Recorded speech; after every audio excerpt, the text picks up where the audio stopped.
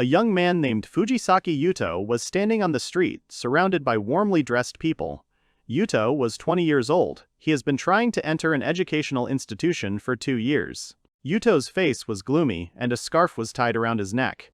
Yuto found himself alone. He held his head and thought that he had failed to enroll this time. Yuto found himself in front of the glass doors. There is a cheerful sign with a logo above the door. Yuto went into the store. He continued to hold his head, then he adjusted his glasses and thought that most likely he just didn't try hard enough. Next year he must pass everything. Yuto raises his head and sees an armed man standing at the cash register and threatening the girl to the seller. It was a robber. Drops of sweat appeared on Yuto's face. He thought in fright that this man was really a robber. A man with a medical mask on his face shouted that the cashier should give him the money. Yuto continued to observe everything from the side. A man with a knife in his hands began to shout angrily that why the girl froze and did not see him. The girl was putting the squeeze on her face. Tears appeared on her face. The man was holding a knife in his hands and glaring viciously ahead. Yuto armed himself with a mop and struck at the thief. The thief dropped his knife from his hands in pain, and tears sprang from his eyes. The thief took his hand in pain. Without thinking, the cashier girl took a large spoon from the display case and threw it in front of her. The girl squeezed her eyes shut, tears streaming from them. The big spoon that the girl threw hits the thief right in the face. The next moment, Yuto strikes the thief's back with another blow. The thief's eyes start rolling in pain. The thief fell to the floor, his knife lying next to him.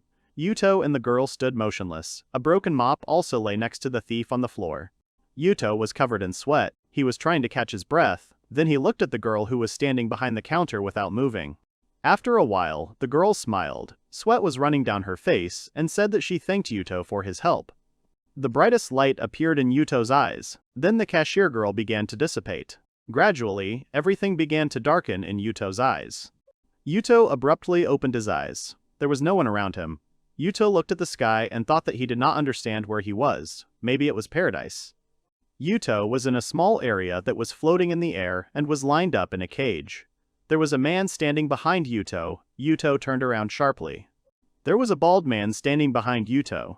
The man smiled at first, and then started shouting that Yuto had finally come, but first he would like to apologize.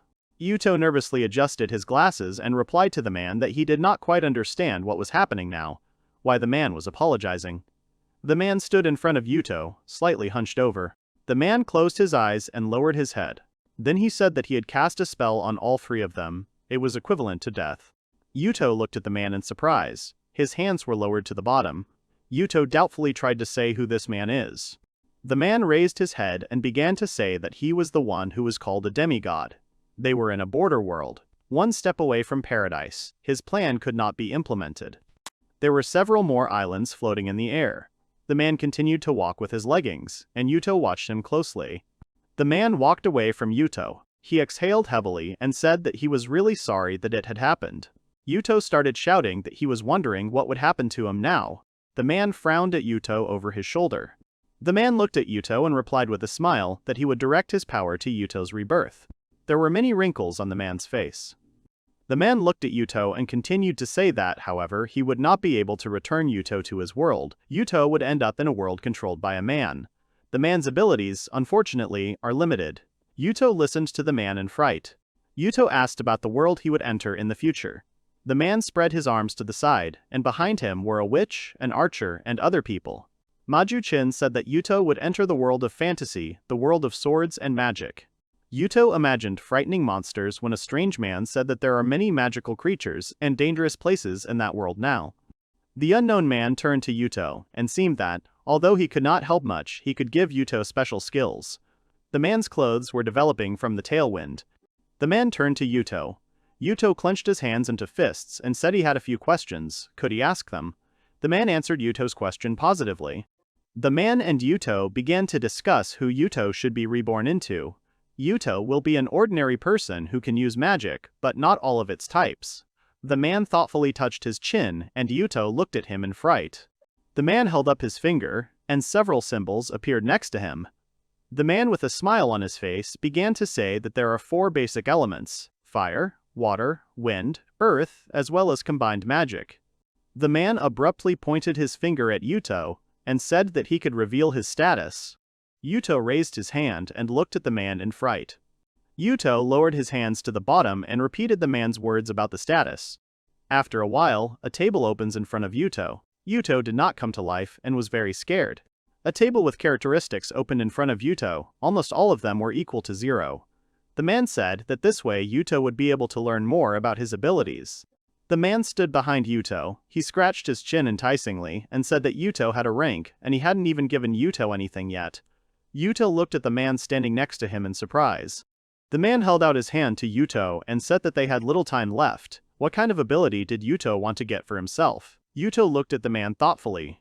Yuto clenched one hand into a fist, he put the other on his chest and shouted that he wanted a talent with which the reward would match his efforts. There was a sky around Yuto with clouds floating on it. The man frowned and looked at Yuto in surprise. Then the man said that this skill would not be too simple. Yuto stood in front of the man without moving. Yuto was standing in the same position. He started shouting that this skill might be simple, but with Yuto's luck, even if the level rises, there is a chance that the characteristics will not increase at all. Yuto stood in front of the man. He lowered his hands to the bottom. The man touched his chin and looked away. Then the man lifted the kid up and said that he understood everything. In that case, he would give Yuto the skill of innate talent.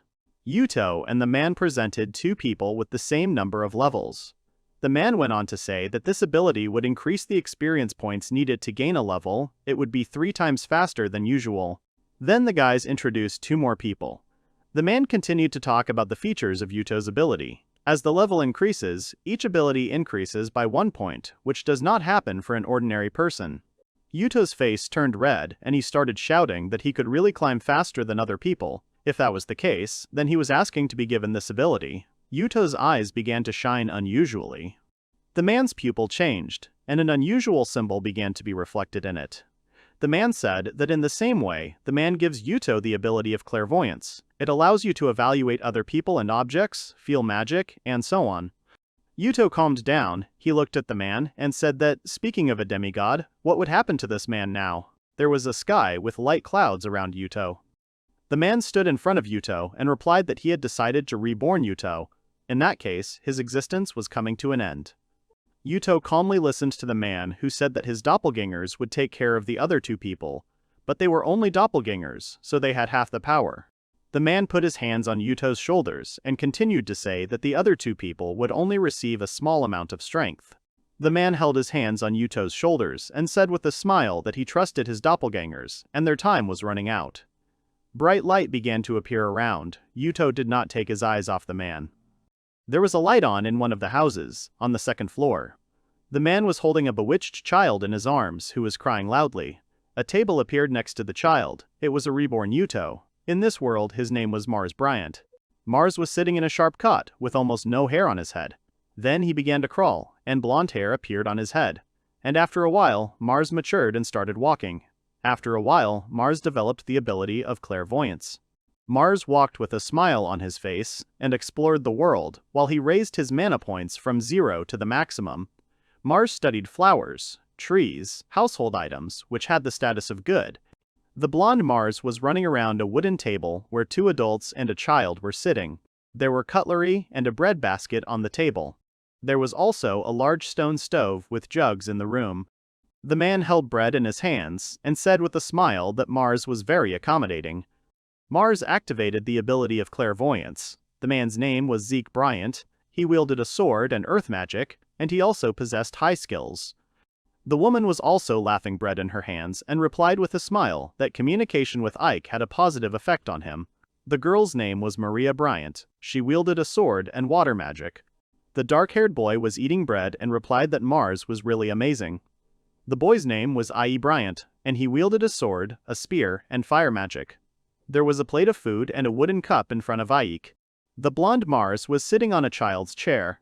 One of his parents gave him a ball of food. Mars clenched his hands into a fist and smiled. A table with characteristics appeared next to it.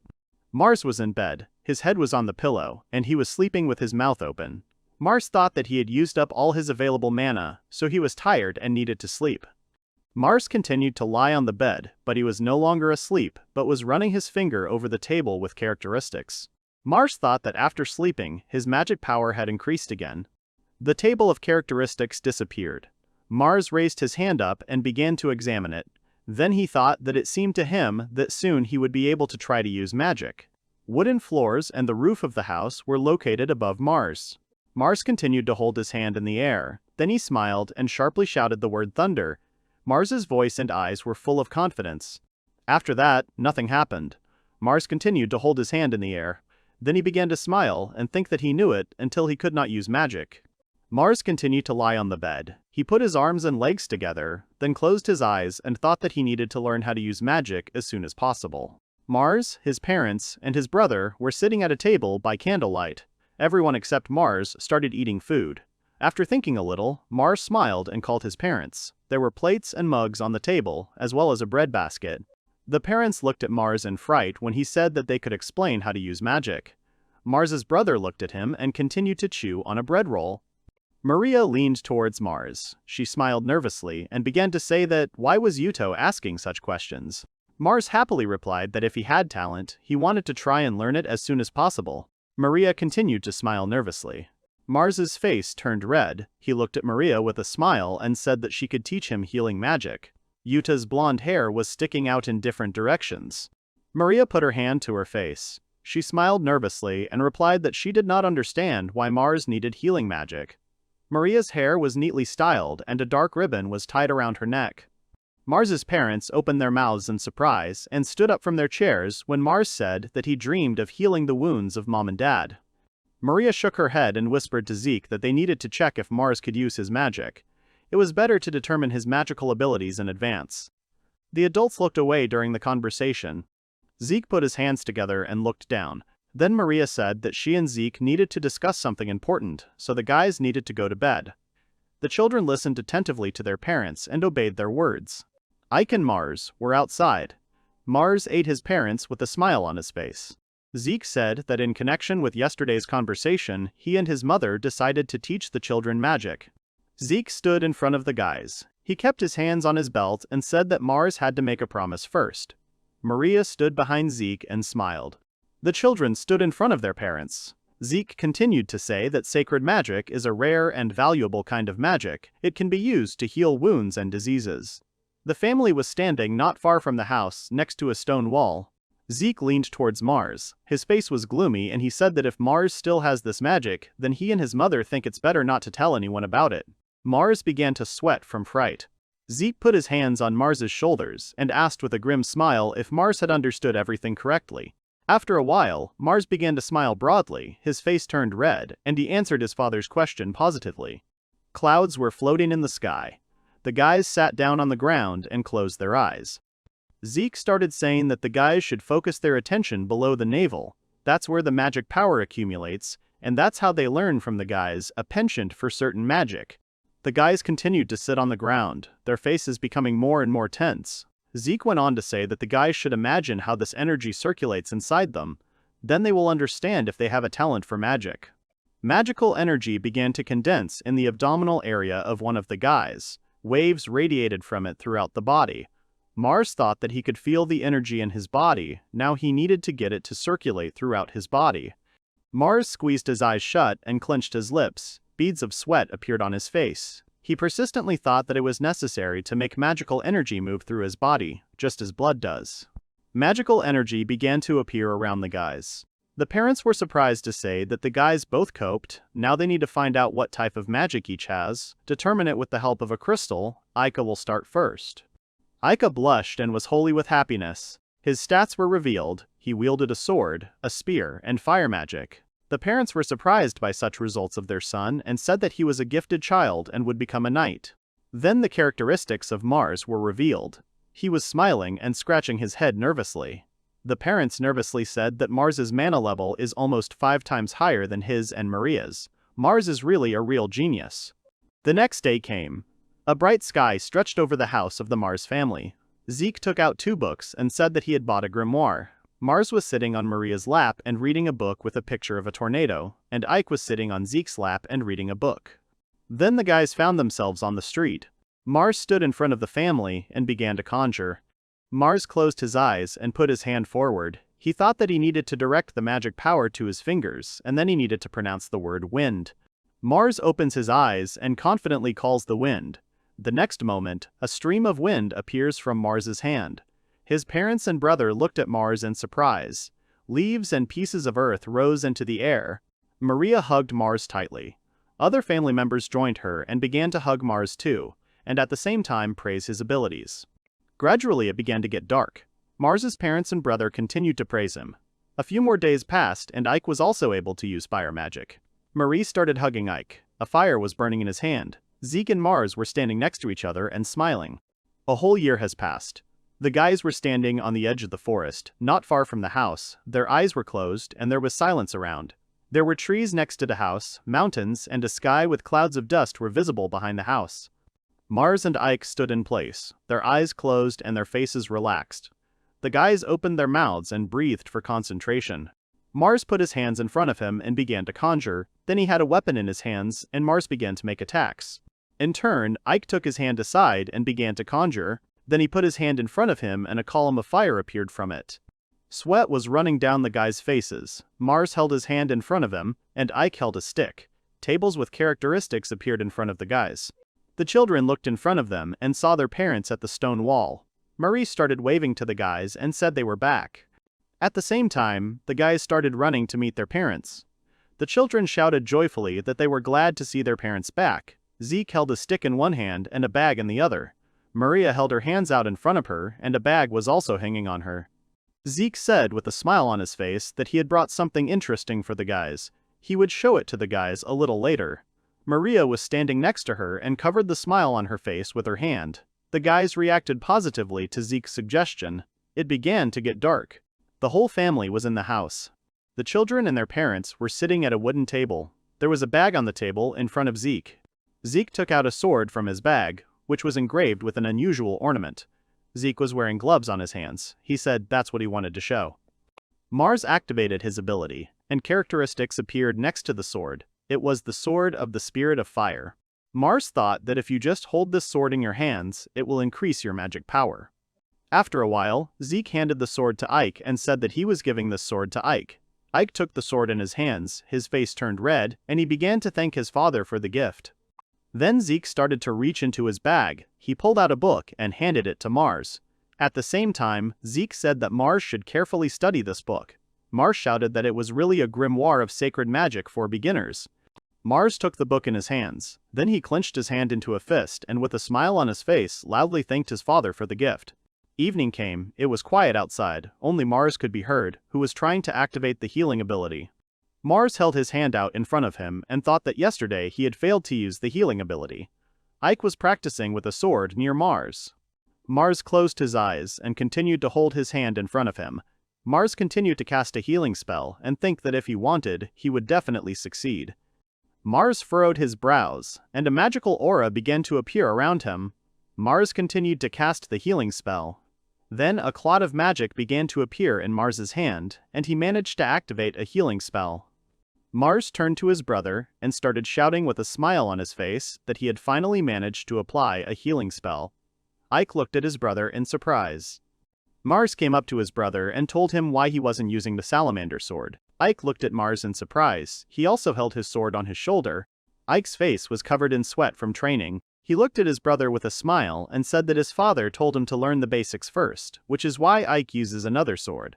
Mars looked at his brother with a smile on his face and replied that he understood everything. Their father was really very serious. Ike was holding a sword on his shoulder and laughing loudly. The guys turned to the side as they heard someone calling their name. Then the guys' faces changed a lot. They opened their mouths and eyes wide in fright. The children were called by their parents. They were walking towards the house. The parents of the children were all bruised. Maria held Zeke's hand and helped him walk. The children ran scared to their injured parents, while they shouted that mom and dad were definitely all right. The parents stopped at a stone fence on the path that led to their house. The parents with a smile on their face started saying that the monster in the dungeon had attacked them. Could the guys bring them towels? Mars asked his parents to stop. Mars examined his parents and realized that his father's wounds were much more serious than his mother's. Mars put his hands in front of him and began to look focused. Zeke looked at him in surprise and said he didn't understand what Mars wanted to do. Mars continued to hold his hands in front of him and activate the healing spell. A bright glow began to appear in front of Zeke's face, and his wounds began to heal gradually. Mars began to wipe his face with his hand. He was covered in sweat. Maria stood in front of her son and looked at him in surprise. Mars began to heal her as well. Maria and Zeke opened their mouths in surprise. They touched their bodies and began to worship. With the help of the healing magic of Mars, the wounds of the parents disappeared. Mars stood in front of his parents. He smiled broadly with his eyes closed and said that he had managed to heal all the wounds. Maria and Zeke put their hands to their faces. Zeke dropped his staff and replied that thanks to Mars, everything was fine with them now. The children stood in front of their parents and were silent. Maria approached Mars and hugged him tightly. She closed her eyes and shouted joyfully that she was grateful to Mars. Had he already learned the magic of healing? Mars blushed and began hugging Maria with a smile on his face. Maria and Mars hugged each other for a while and smiled happily. Ike was standing next to them, laughing loudly. Zeke stood on the sidelines and watched what was happening, not showing his emotions. Evening came. The fire in the fireplace began to burn. The whole family found themselves at a wooden table. In front of each family member was a mug with a warm drink. Zeke said they could start a family meeting now to discuss the future. Zeke was serious. He looked at the guys and said it was time to discuss their work with his mother. They are adventurers and explore dungeons and exterminate monsters around him. Zeke took a mug with a drink in his hand and continued to say that some time ago, one count who rules this land ordered him to deal with a monster in one dungeon. The children sat opposite their parents and listened attentively to their father's story. Zeke put the mug on the table and said that today he and his mother went to the dungeon, and today they found out that Mars can use sacred power and came up with something. The boys put their hands on the table and listened attentively to their father. Zeke held up his finger and said that if they wanted, the guys could help him and Mom with work, but it would be in 1 year. Zeke intends to make a decision himself after his sons grow up. Bright flames were burning in the fireplace. The boys looked at their father with a smile and agreed with him. Zeke interrupted the guys and said that he would have another piece of news for the guys. Zeke put his hands together on the table. He smiled broadly and said that soon the guys would have a younger brother or sister. Maria blushed. She put her hand on Zeke's arm and began to smile broadly. It was completely dark outside the window. Mars grabbed the table. His face was red. He was very surprised to hear this news from his father. Ike was sitting next to him. He clenched his hands into fists and began to smile broadly with joy. Another year has passed. A lush tree grew next to the house of Mars and his family, and fluffy clouds floated across the sky. The guys were outside, holding swords in their hands and preparing to attack each other. After a while, the guys rushed to each other. Mars, with the help of its ability to control the wind, the trait acceleration. The guys approached each other and began to masterfully strike at each other. Mars was determined. He struck with his sword at Ike. Ike in turn struck at his brother. After a while, the swords of the brothers joined. The guys were determined. They looked at each other with smiles on their faces. Unusual clusters of energy formed around the guys. Mars and Ike continued to fight with smiles on their faces. Mars thought that a lot had happened in the past year. The statuses of the guys increased slightly, but the possession of special skills showed a low level of abilities. Ike held a fire sword in his hands and practiced with it. His parents and Mars stood behind him and admired his abilities. Then the door opened and Mars thought that Ike had started practicing with a magic sword, but a more important event was happening. This important event was the birth of Mars and Ike's sister. Mars activated his ability and saw that the girl's name was Lena. She had water magic and earth magic. The girl was lying in a crib under a blanket and smiling broadly. The whole family was standing around the crib where Lena was lying. They looked at the girl with smiles on their faces and affection. Lena began to reach out to her relatives, and they, in turn, thought that the girl was very cute. After a while, the whole family found themselves at the dinner table. The fire in the fireplace was not lit. There was a glass of drink on the tables in front of each family member. Zeke started saying that a year had passed and the guys were much stronger than Zeke expected. Zeke leaned a little on the table and continued to say that starting tomorrow they would all go exploring together. Ike supported his father's words. Maria frowned and began to say that she couldn't get rid of her anxious thoughts. The guys looked at their mother in fright. She continued to say that if the guys took Mars with them to heal their wounds, even if the battle would be calm, if he was around. Then Maria got up from her chair and leaned on the table. Maria began to shout loudly that Mars was only 3 years old. She was very worried about it. Maria stood on the floor and leaned on the table. She continued to shout that Mars might be a gifted child, but it was too early for him to participate in such battles. Zeke put his hands on the table and listened attentively to his wife. The boys listened to their mother in silence. Marie sat down on the chair again. She picked up the mug and looked at it. After thinking a little, Maria said that it was too early for Ike to participate in battles too. She would like to go herself, but it was tedious to look after Lena. After thinking for a while, Marie looked at Mars and said what he thought about it. Zeke and Ike stared at Maria and Mars. There was a large window behind Zeke, through which one could see lush trees and a cloudy sky. Mars looked at Zeke and said he wanted to go with his dad and Ike, but he also understood what Mom was talking about. Maria held a mug in her hands and looked piteously at her youngest son, then she closed her eyes and said that she understood everything. Mars's face broke into a smile when he heard his mother's words, that it was better for the three of them to stay together, they should not separate from each other, and they also need to avoid areas saturated with magic. Ike smiled and looked at his mother. Maria held up her finger and, with a serious expression on her face, said that, since the guys were still children, they would not be able to use the equipment, but at the same time they should be ready for any events and consequences. There was a cupboard with dishes in the room. Maria continued to warn the children about the dangers and what they should take with them. Zeke looked at his wife in surprise when she started talking about him. Zeke smiled and said that Maria should rely on him. Clouds floated across the sky that stretched over the house of Mars and his family. The guys found themselves on the street, not far from the house. Maria saw them off and wished them good luck. Zeke was holding his staff and bag, Ike was holding a sword on his back, and Mars was saying goodbye to his mother. The guys found themselves next to the guild building. Mars and Ike stood outside and thoughtfully looked at the surroundings. There were a lot of people near the guild building. And on the building itself, there was an inscription and the coats of arms of the guild. Mars was looking at a man and a woman who were laughing and chatting. Mars thought it was the first time he had seen other children besides themselves. Then Mars's pupils changed. He activated his clairvoyance ability.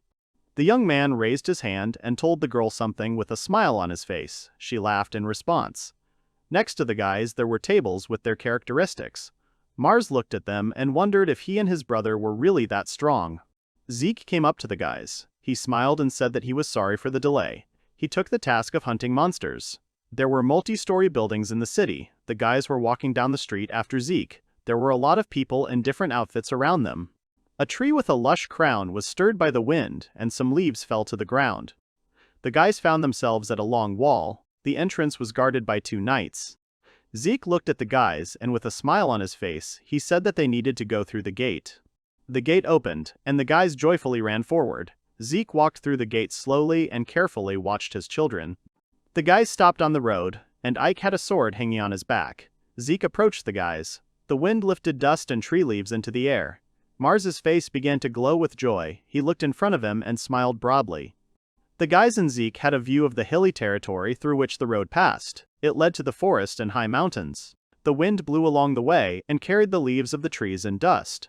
Zeke put his hand on his belt, and in the other he held his staff. Zeke smiled and said that he didn't expect them to get to this place so quickly. Mars looked in surprise into the bushes, from which a frightening noise began to be heard. The bushes were not far from the place where the guys were standing. Mars activated his ability, and began to bring his gaze closer to the place where the noise was coming from. Mars was very surprised, because he saw several monsters hiding in the bushes and laughing. Several monsters were standing in the bushes. They were wearing some kind of rags. The monsters were looking at each other and laughing. Mars thought, startled, that these were goblins. They had low characteristics. The monsters looked at the guys in fright as Zeke made a strange sound. Then the goblins rushed towards the guys. They were full of anger. Zeke said he was going to show me how to deal with monsters, and Ike should do the same. The monsters were running towards the guys. Zeke looked at his sons and said that Ike should be able to deal with the monster with fire, but the sword should always be ready. Zeke held his hand out in front of him and began to conjure. Then Zeke took a staff in his hand and held it in front of him. He cast a spell, and stones flew at the monsters. A few stones hit the monsters, and a few flew past. 2 monsters fell, 1 remained unharmed. Zeke crouched behind Ike and said that he needed to attack the monster. Ike put his hands in front of him and began to conjure. The monster began to grin and release its claws to attack. Ike's gaze was serious. The monster appeared a few meters away from Ike. Ike held his hands in front of him, and as soon as the monster got close to Ike, he launched a fire attack. There was a loud sound, and the monster was blinded by a bright flash. The monster collapsed to the ground. It was engulfed in fire. The monster began to scream and beat his hands and feet on the ground.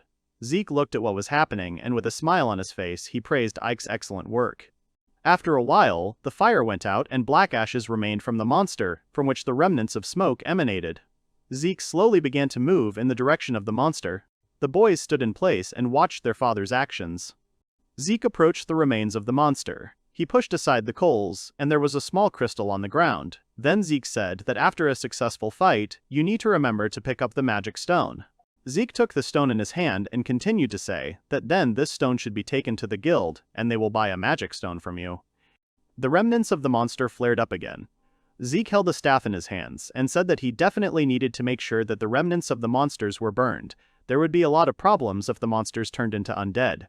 The fire stopped burning. This time there was nothing left of the monster. The guys and Zeke were looking at the ashes. Zeke held the bag on his shoulder and said that they had completed everything and it was time for them to move on. Mars's face was red. He looked at his father with a smile on his face and said that the next time they met a monster, he also wanted to use his magic. Zeke held a staff in his hand. He looked at Mars and with a smile on his face said that, unfortunately, wind magic could not defeat monsters, so Mars could not fight monsters. Mars closed his eyes and smiled broadly. Then he said that in battle, he uses wind blades, not the wind itself. He was wearing a jacket and shirt on Mars. Zeke's face changed a lot. Sweat dripped down his face. Zeke opened his mouth and eyes wide in surprise and began to shout that Mars had already mastered wind blades. Zeke was wearing gloves and a button-down jacket. Mars replied to his father with a smile on his face that he learned how to use wind blades when he tried different tricks with the wind. A tuft of hair on the top of Mars's head stuck up. Zeke smiled nervously, one hand holding his staff, the other holding onto the strap of the bag that hung on his shoulder. Zeke looked at his son and said that in this case they could try to attack monsters from Mars. Mars smiled back at his father. The guys ended up in another place. Zeke made a strange sound again and several goblins noticed him. The monsters ran to the place where the guys were standing. Mars put his hand forward. He had to attack the monsters after Zeke's attack.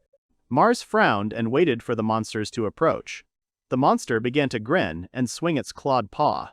Ike had to attack the monsters with his sword. Mars put his hand out and waited for the right moment to attack the monsters. Mars's hand began to glow. Ike was standing behind him. He was armed with a sword. Zeke was standing next to the guys and cheering them on. Mars held one hand in front of him and launched a windblade attack. One of the monsters was beheaded. Zeke frowned and smiled maliciously.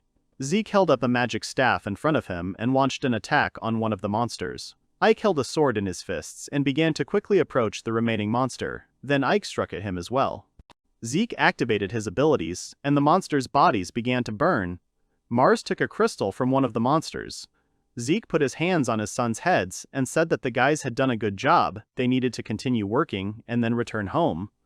In the area that was surrounded by forest, the sounds of battle could be heard. Mars held his hand out in front of him and conjured. Mars's face had a serious expression. Ike was frowning and armed with his sword, which he used to strike. Ike pointed his sharp sword at the side where the defeated monster lay, his eyes closed. Ike pointed his hand at the monster and used a fire spell. Mars was nearby. In the next moment, Ike realized something.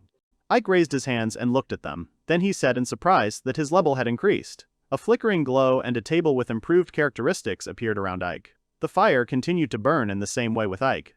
Zeke stood aside. He held his staff in his hands, and with a smile on his face, began to say that he congratulated the guys on their work, and now they can go home. Mars supported his father's words. Ike scratched his head in embarrassment and went to his relatives. After a while, the guys found themselves at home. Mars was sitting at the table and eating food. Then he stood on the grass and conjured, and after a while, he found himself in bed. All this time, Mars thought that he was really waiting for his level to rise too. After a while, the guys found themselves in the forest. They looked at the accumulated crowd of goblins. Mars put his hands in front of him and thought that today he would definitely raise his level. The crowd of goblins noticed Mars pointing his arms in their direction.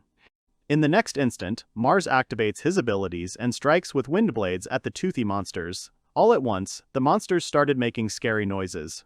As soon as Mars finished the attack, his body began to shimmer brightly. Mars began to shine with joy as his level increased. The defeated monsters lay in an area that was surrounded by a forest area. Mars put his hand out, it was clenched into a fist, and began to shout loudly that his level had finally risen. Zeke and Ike were standing by the trees next to the monsters. Zeke put his hand on his belt and said with a smile on his face that it must be difficult for Mars to level up. Ike held a sword in his hands and started clapping as support for his brother. One monster lay motionless at the roots of a tree. The guys were standing next to each other. Mars looked back and said that there were not many goblins here. There were a huge number of motionless monster bodies lying between the trees. Zeke approached the bodies of the monsters and said that this was really abnormal. It was worth reporting to the guild. Zeke frowned and thought that in 2 days they had dealt with too many monsters. It was not good. The guys were at home. Zeke was sitting on a chair and began to say that too many monsters began to appear in Almeria. Adventurers tirelessly cleaned them up. Due to a lack of people, the guild was forced to change the task. The whole family was sitting at the table. Zeke put his hands on the table and said it would be a dangerous expedition, so Zeke wants to hear the family's opinion. Ike put his hands on the table and said that he thought they should go there together. There was a cup with a drink on the table next to Ike. Ike looked in front of him and enthusiastically said that he could help if there were only goblins there. Maria got angry and started shouting that there would be not only goblins in that place, but suddenly there would be other monsters that are much stronger than goblins. It is very dangerous. There was a mug of drink in front of Mars. He looked in front of him and with a smile on his face said that he was still not strong enough, so he would give up this hike. Mars put his hands on the table and said with a smile on his face that his father could refuse this assignment. Ike was looking at his brother intently. Zeke kept his hands on the table and was silent. Zeke took a mug with a drink in his hand and began to say that he was ready to postpone this task, but offered to go, as usual, to destroy monsters and gain experience. The guys unanimously agreed with their father's proposal. After a while, a monster with a dog's head appeared in front of the guys. Zeke said 1 kobold was nothing. A table with characteristics appeared next to the monster. The OZ index was equal to 15. There were an endless number of dog-headed monsters around the guys. Zeke nervously continued to say that a whole horde of kobolds is already a problem. Mars stood in a fighting position, and Ike took a fighting position. He held his sword in his hands. The next moment, the guys started running away. Zeke, with a smile on his face, said that at such moments, it was better to retreat and then deal with the monsters one at a time. Zeke abruptly turned around and looked at the monsters with a smile on his face. Zeke and the boys turned around to attack the monsters. The crowd of monsters grinned and began to release their claws. Zeke shouted that he and the guys should defeat these monsters. Then Zeke, with a smile on his face, struck one of the monsters in the head. Mars and Ike were engrossed in the battle, swinging and striking. A large number of monsters kept coming and coming. They extended their claws and bared their toothy mouths. Ike held his sword with both hands and repelled the attacks of the toothy monsters. Then Ike started hitting the monsters. Mars put his hand out in front of him and activated his windblade ability. The monsters began to lose their heads. The guys were standing at the edge of the forest, with a bag lying on the ground between them. The guys exchanged glances and decided to go home. Also, their characteristics appeared together with the guys. Over the past month, their characteristics have improved significantly. Ike had a sword on his shoulder. Mars walked beside him, a backpack hung on his back. The guys were moving away from the dying fire. All the actions took place at the edge of the forest. Mars's sister was sleeping in a crib. Her hair had grown out. Mars looked at his sister with a smile on his face, and thought that it was time to tell about the heavenly eye. The whole family was sitting at the table. There were many plates of food on the table. Mars broke the silence and called his parents. They started looking at him in surprise. Mars's face was slightly red, and with a smile on his face he began to say that it seemed to him that he could now use the analysis skill. Maria and Zeke opened their mouths in surprise. They couldn't say a word, as they were shocked by what Mars had said. Zeke frowned and began to nervously say that Mars really could see the statuses of the people around him. There was a plate of food, a spoon, and a glass of drink in front of Mars. Mars smiled and replied to his father that his father was right, plus he could see the statuses of objects. Ike got up from his chair and pointed his fingers at the class. The parents began to hug with joy. Zeke looked at Mars in surprise, who said that they could discuss the expedition to Almeria again. Mars was standing on the floor. He clenched his hands into a fist and said that he thought there were too many goblins here. It would be nice to figure out what was going on. Zeke looked at Mars in surprise. He was a little shocked by what his son said. Maria held on to Zeke. She looked at him with a smile and said that she agreed with Mars. It wasn't such a bad idea. Zeke looked at the bottom and replied that this idea really sounds good. Then Zeke looked at the smiling children and said that the guys had grown up quickly. Zeke put his hands on his belt and said with a smile on his face that he would pick up the personal assignments tomorrow. The guys looked at their father and agreed with his decision. Maria stood behind. She held her hands together and looked at the family members with a smile on her face. The next day came, fluffy clouds were floating across the sky. The whole family gathered at the horse cart. Maria held her daughter in her arms and listened to Zeke. He said that the guild was grateful that they agreed to complete the task. The boys got into the cart, and the cart began to drive. Ike waved goodbye to his mother. Maria held the house in her arms and said that the guys should be careful. The road led to mountains and an unusual figure. Zeke held the reins. Mars sat next to him and said that if they followed this road to the west, then where would they come to? Zeke replied that they would come to the mine. It had been abandoned for a long time. A monster appeared on the horizon. Mars instantly coped with it. The guys drove past the monster. He was lying headless on the ground and burning. Ike was sitting in the wagon and looking around the area. An old wooden sign appeared on the edge of the road. The guys looked down in surprise. They were on a ledge. In the large area where the stone buildings were located, there were a huge number of goblins. They communicated, lit bonfires, and slept on the ground. The guys were standing on the hill. Zeke started shouting at the goblins to pay attention to him. Then Ike jumped down the hill to the goblins. Ike put his hand in front of him and started burning monsters. The goblins looked at Ike, who appeared in fright. Ike picked up his sword and took up a fighting stance. A crowd of goblins roared and started running at Ike. Ike frowned and smiled maliciously. As soon as the goblins approached Ike, he dodged and jumped aside. After a while, Zeke and Mars put their hands in front of them and began to conjure. Ike was standing next to his father and Mars. The guys started using magic to attack the monsters. A barrage of attacks descended on the goblins. They began to make loud noises. Mars was covered in sweat. He wiped his face with his hand and then said that they did a great job. He also raised the level. Then Mars took out a magic crystal from the fire. The characteristics in the table have increased significantly since last time. Mars held a magic crystal in his hands. Then he looked in the direction from where Ike had called Zeke. Zeke held a baton in one hand and a backpack strap in the other. Zeke looked in the direction Ike was calling him from. The guys were surrounded by two-story stone buildings. Zeke stood in place and looked up in surprise. The guys were standing behind him and also looked up in surprise. The guys found themselves at a large wooden door. The guys started to discuss in surprise where this door leads. After a while, the door creaked and began to open. In the crack of the opening door, a large number of angry monsters began to be seen. Zeke opened his mouth in surprise, and they slightly raised the hand that held the magic wand. The guys stood there and also opened their mouths in surprise. A large number of small goblins came out of the building, and there was one big goblin among them. He had a high level of HP and stamina.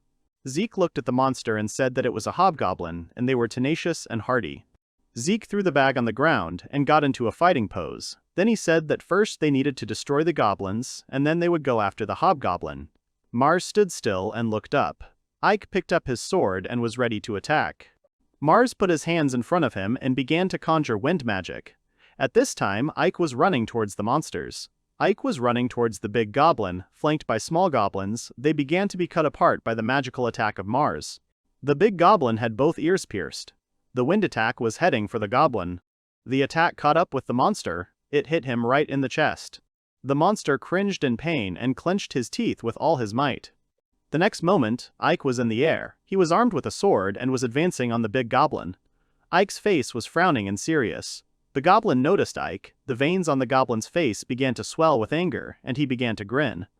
Ike almost caught up with the big goblin, but the goblin gritted his teeth and repelled Ike's attack. Ike started to deflect the blow with his sword. Then he landed on the ground and was ready to launch a new attack. Ike pushed off the ground and rushed forward. At this time, Mars put his hands in front of him. He furrowed his eyebrows and was ready to launch another attack on the big goblin. Zeke shouted that Mars should aim at the big goblin's eyes. Mars makes an attack on the monster along with an armed Ike. A large goblin with pierced ears held out his hand in front of him to repel the wind attack of Mars. The big goblin opened its mouth. The wind attack passed by the monster's paw and hit it in the face. Ike was rushing forward, his face very serious. When Ike ran towards the big goblin, he held his sword in his hand. As soon as Mars's attack hit the monster's muzzle, it opened its mouth and began to make loud noises, just as the monster began to cover its muzzle with clawed paws. After a while, Ike found himself in the air above the big goblin. A large goblin was standing on the ground. He was covering his muzzle with his clawed paws. There was also an abrasion on the monster's chest from Mars's attack. Ike approached the monster and struck at it. Then Ike landed on his feet. He spread his arms out to the sides. In one hand he held his sword. Ike's gaze was serious, and his eyebrows were heavily furrowed. Ike got to his feet, and behind him lay the body of a large goblin and several bodies of small goblins. Zeke said with a smile on his face that Ike had done a good job. Ike picked up the magic crystal that was in the big goblin. Ike looked at the crystal in surprise and said that the crystal was surprisingly huge. Zeke was standing behind and lighting a fire, then he looked fearfully through the crack of the door. There was a gloomy atmosphere in the back of the room. Zeke cautiously began to say that this was a maze. If the goblins poured out of here, then it could become a serious problem. Other monsters could come from there. Zeke was standing by the big door. Mars began to go to his father and tell him what plan they would follow next. Zeke looked at his son and replied that they needed to look around. Zeke looked away and continued to say that if there are goblins in the room, they will inform the guild that the monsters are coming from here. The guys started walking into the gloomy room. The building was lined with large bricks. The doors themselves, which led into the room, were old and rusted. The boys also agreed with their father's decision. The big door that led into the gloomy room slammed shut. Zeke held a magic staff in his hand and walked in front, with the guys walking behind him. Gloomy and frightening sounds were heard in the room. Zeke held a magic staff in his hand. Then he lifted it and pointed at another door. Zeke was looking at another door and started saying that he and the guys should inspect this area and then turn back. The door creaked and opened a crack. Zeke went into the room. There were several creatures standing there, and Zeke was scared when he noticed them. 3 robed monsters held staffs in their hands. A table with characteristics appeared next to the monsters. They possessed the magic of the earth. Zeke and the guys hid behind a wall. Zeke held a magic staff in his hands and told the guys that these monsters were goblin magicians. The guys stood behind Zeke and looked at the monsters in surprise. Zeke was standing behind the wall. He looked towards the monsters and started saying that monsters use magic, so it won't be so easy to eliminate them. Torches shone in the room, and vases lay on the floor. The monsters stood and looked in the direction of the guys. The guys, along with Zeke, armed themselves and rushed to the attack. Zeke held a magic staff in front of him and shouted that it was necessary to destroy the monsters before they cast a spell, so you need to act very quickly. Zeke was walking towards the monsters with a smile on his face. Ike and Mars were frowning and serious. The goblin magicians noticed the guys who were rushing at them and were very scared. Mars put his hand in front of him and began to conjure. Ike began to attack monsters with his sword, and Zeke struck with his staff. A satisfied smile could be seen on his face. Ike started burning goblin bodies. Zeke walked forward and found himself at the chest. Zeke looked at Mars and said that Mars should scan the chest with analysis. Maybe it's a trap. Mars's eyes changed as he activated the ability. Next to the chest that stood on the floor, a characteristic appeared. Its contents depend on the luck of the person who opens it. Mars looked at his father and said that the chest was not dangerous and the contents depended on luck points. Zeke walked up to Mars. He looked at the chest and said with a smile that in that case, Mars should open this chest. Mars was looking warily in the direction where the chest stood. Mars walked over to the chest and began to open it with care. Mars started to open the chest and there was a creak. Mars's eyes sparkled as soon as he saw the contents of the chest. There was a fire bracelet in the chest. A characteristic appeared next to the bracelet. It added 4 points to magic and had a sea level. Ike raised his arm, which was wearing a bracelet, and shouted with delight that this would make his fire even stronger. Zeke and Mars were standing nearby, looking at Ike and rejoicing at their success. There was a bright sky above the guild building with clouds floating across it. The guys ended up in the guild building. Zeke looked in front of him and said that they had come with a report to the guildmaster. Zeke was flanked by surprised guys. The guys were standing at the reception desk. Zeke went on to say that his children would go with him. There were tables in the room where men sat and drank from wooden mugs. A girl in a suit was standing at the reception desk. The guys found themselves in another room. There were large shelves in the room which were lined with books. There was an older man sitting at the table in front of the shelves, and he started saying that Zeke had done a great job. There were many wrinkles on the man's face. The man looked at Zeke and said in surprise that Zeke could tell about these children. There was also a large window in the room. Zeke pointed at the children and said they were his sons, Mars and Ike. Ike and Mars smiled, then they introduced themselves and said they were very pleased to meet the guildmaster. The man got up and walked to the edge of the desk. Then the man said his name was Ralph Sargent. Zeke and the guys were looking at Ralph. Ralph was a little surprised when Zeke started saying that he and the guys had come to talk about the quest they were on. Zeke started to remember the monsters they had to meet. Then he said that the back in the abandoned village turned into a maze. They saw a hobgoblin and goblin magicians there. Zeke frowned and said that the maze had just begun to grow. If it continued like this, then they would face big problems. Ralph was sweating and panicking. Ralph hunched his shoulders a little and said that he would report the news to Count Carmel. Zeke was standing in front of Ralph, the guys were standing behind Zeke. There was a large closed door behind Ike and Mars. The guys looked ahead with smiles on their faces. Zeke started saying that he would like to register the children as adventurers. Zeke began to recall the skillful attacks of the guys and continued to say that the children accompanied him in exploring the maze, and if they had not eaten, Zeke would not have been able to learn so much information. Ralph straightened up. He began to scratch the back of his head nervously and then said that Zeke was sure of it. The guys were still just kids. Zeke replied with a smile on his face that Ike could wield a sword, a spear and fire magic, and Mars could use Vera magic. Ralph frowned. He didn't believe Zeke's words. Ralph opened his mouth in surprise when he saw the guys. The guys unanimously agreed with their father's words and began to activate their abilities. Ike put his hands in front of him and conjured fire, and wind appeared around Mars. Ralph held out his hand in front of him and started shouting loudly that he agreed he would register Ike and Mars as adventurers himself. The guys' faces turned red and they began to smile at the happy news. Then the guys shouted with one voice that they were grateful to Ralph. They screamed so loudly that they could be heard on the street. Night gradually fell. After a while, the guys found themselves at home. Sounds of fighting began to be heard near the house. Ike began to be lifted from the earth of Mars. Mars began to praise his brother's abilities. Ike replied that Mars was exaggerating, he would become much more capable over time.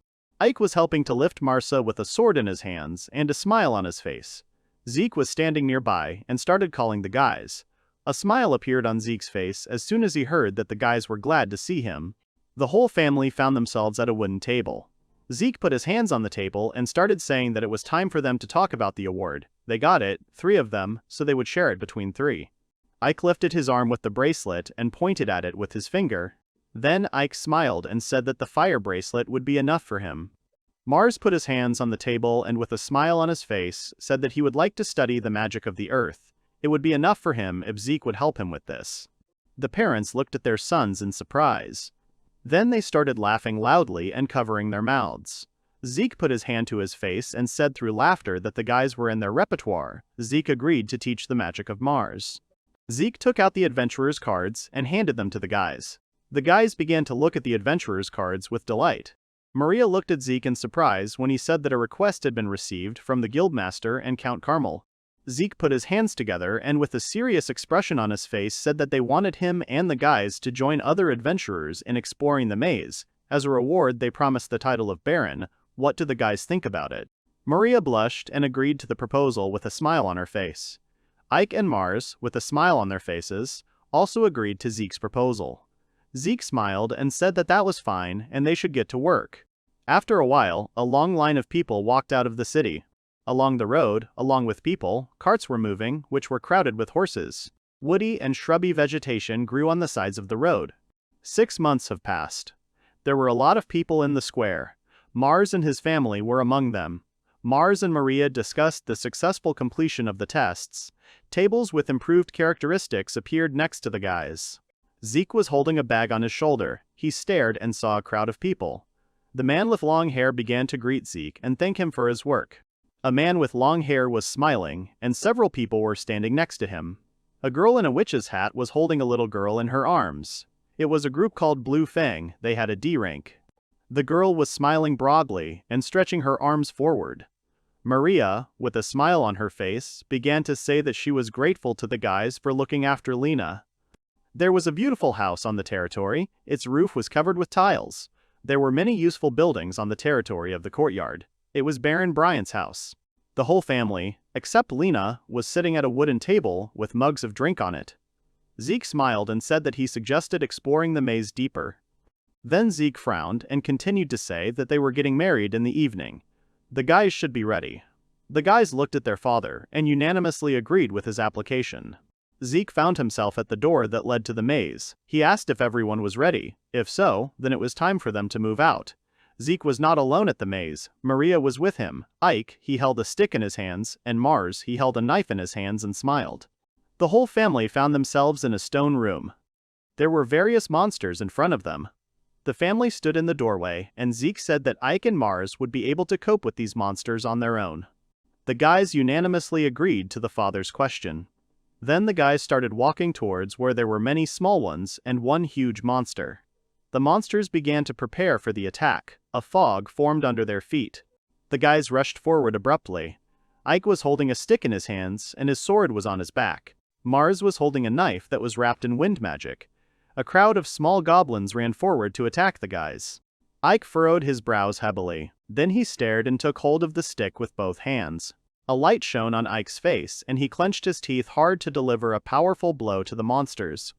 As soon as the monsters approached Ike, he began to attack the monsters with all his might. One by one, the monsters began to fly away in different directions. The monsters that were standing to the side watched Ike's attacks in fright. Monsters were coming at Ike from all sides. Goblin magicians stood to the side and began aiming their magic wands at Ike. One of the monsters gritted his teeth and started attacking Ike with a magic staff. Ike was standing still. Suddenly Mars appears in front of him. Mars hovers in the air and, with the help of his magic, repels the attack of the goblin magician. Several goblin magicians, seeing Mars, were very scared. Mars held a knife in his hands and began to move towards the monsters. After a while, Mars made the fastest attack and ended up behind the monsters. The monsters were illuminated by the light and the attack of Mars. Mars landed on the floor. He tried to get up from his knees, but a huge goblin loomed over him, which began to swing at Mars. Mars noticed the goblin and began to shorten. Mars jumped to the side and the goblin struck the ground. Mars hovered in the air. He frowned and remembered his father's words that you need to aim at the eyes of monsters and attack them. Mars made an attack with a knife that was wrapped in wind magic. Mars's attack hit the big goblin squarely in the eyes. Mars landed on the floor in front of the monster. The monster fell to one knee and began to cover his eyes from the pain. Then the monster began to make scary noises loudly. At this time, Ike did not think for long. He picked up a spear and began to aim. Soon he threw a sharp spear at the intended target. The spear's speed was very fast. Ike aimed at the monster, which was covering its face with clawed paws. The spear flew past Mars, who was standing in front of the monster. After Ike's attack, the monster collapsed to the ground. The guys started looking towards where the wooden chest was. After a while, a new spear appeared in Ike's hands. Ike raised the spear above his head and began to admire it enthusiastically. A table with characteristics appeared next to the spear. It was a fire spear. It added 20 points to the attack. The whole family gathered at the place and walked down the corridor. Ike left his old spear against the wall. Mars was leading the way. After a while, Zeke's face began to shine with joy, and he smiled broadly.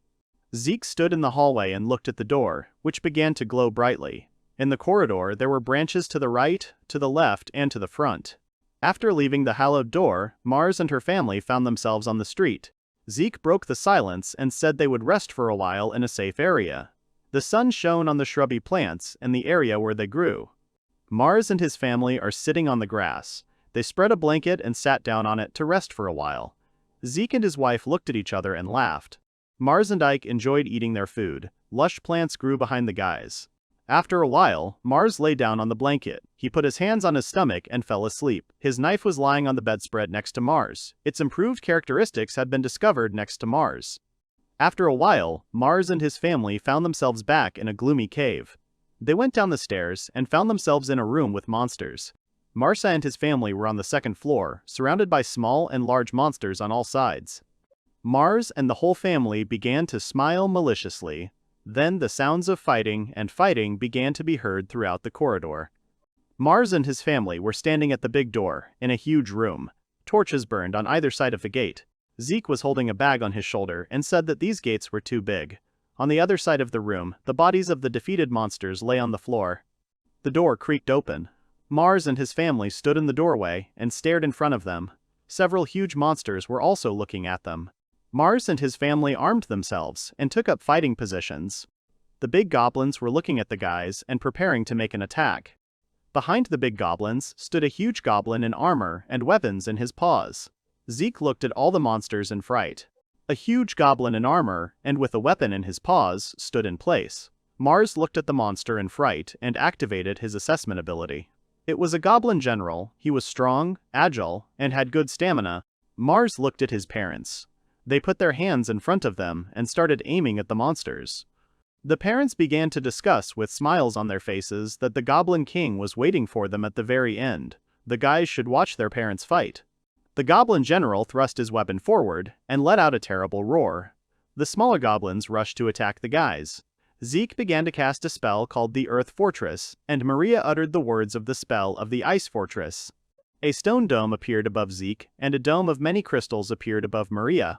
At this, a loud noise was heard. The goblins began attacking the protective domes of Zeke and Maria. The goblin general began to push aside the other goblins and move towards the domes. Then the goblin general began to swing his sharp weapon. The goblin general unleashed a barrage of crushing blows on the protective domes of Zeke and Maria. The rest of the goblins stood to the side and watched what was happening. At one time, Maria and Zeke began to kill themselves viciously. Then they furrowed their eyebrows and said that now was the time to make an attack. The next moment, there is a brilliant flash of light. Then the goblins began to be pierced by stones and crystals. Ike held his new spear on his shoulder and stared at what was happening with Mars in surprise. The goblin general stood in place and covered his wounded body with his hands. Half of the armor and weapons were scattered by Zeke and Maria's attack. Even the goblin's helmet was damaged. The goblin froze in place with its mouth open and a blank stare. After a moment, the goblin general collapsed to the ground and stopped moving.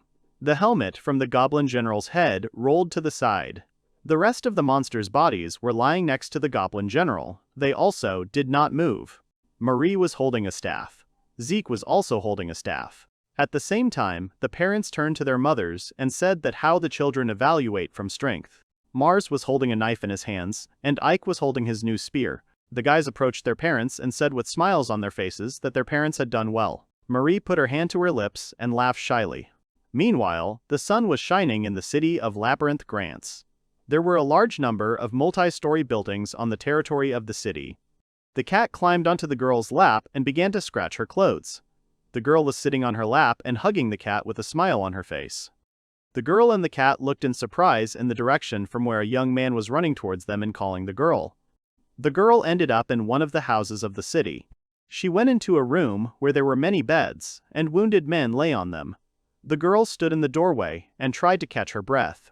The man with the bandaged head and body got up from the bed. His body was shaking all over. The man waved his hand and said that he was sorry for the trouble, but would Clarice be able to treat him? The girl went to the wounded man. The girl was standing in the room. She raised her arms and closed her eyes, and a magical light began to appear in the girl's hands. Behind the girl was a door and a closet with various items. The girl smiled. She opened her eyes slightly and began to cast a healing spell. A strand of the girl's hair was braided into a pigtail. Torches are burning brightly on the massive stone wall, on which every brick is literally visible.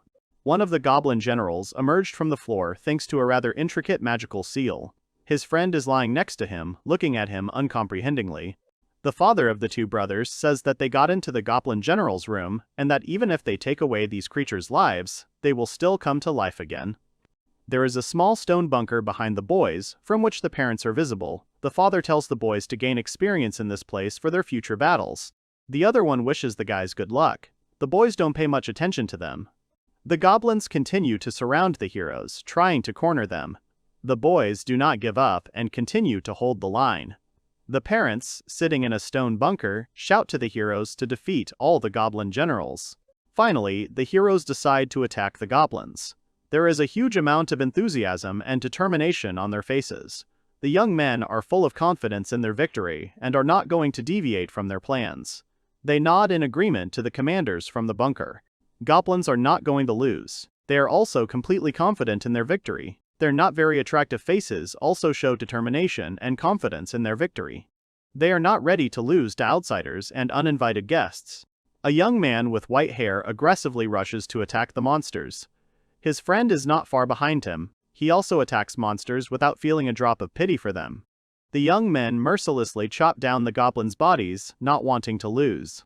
Goblins, on the other hand, fight off the heroes, trying to protect their exposed areas of the body.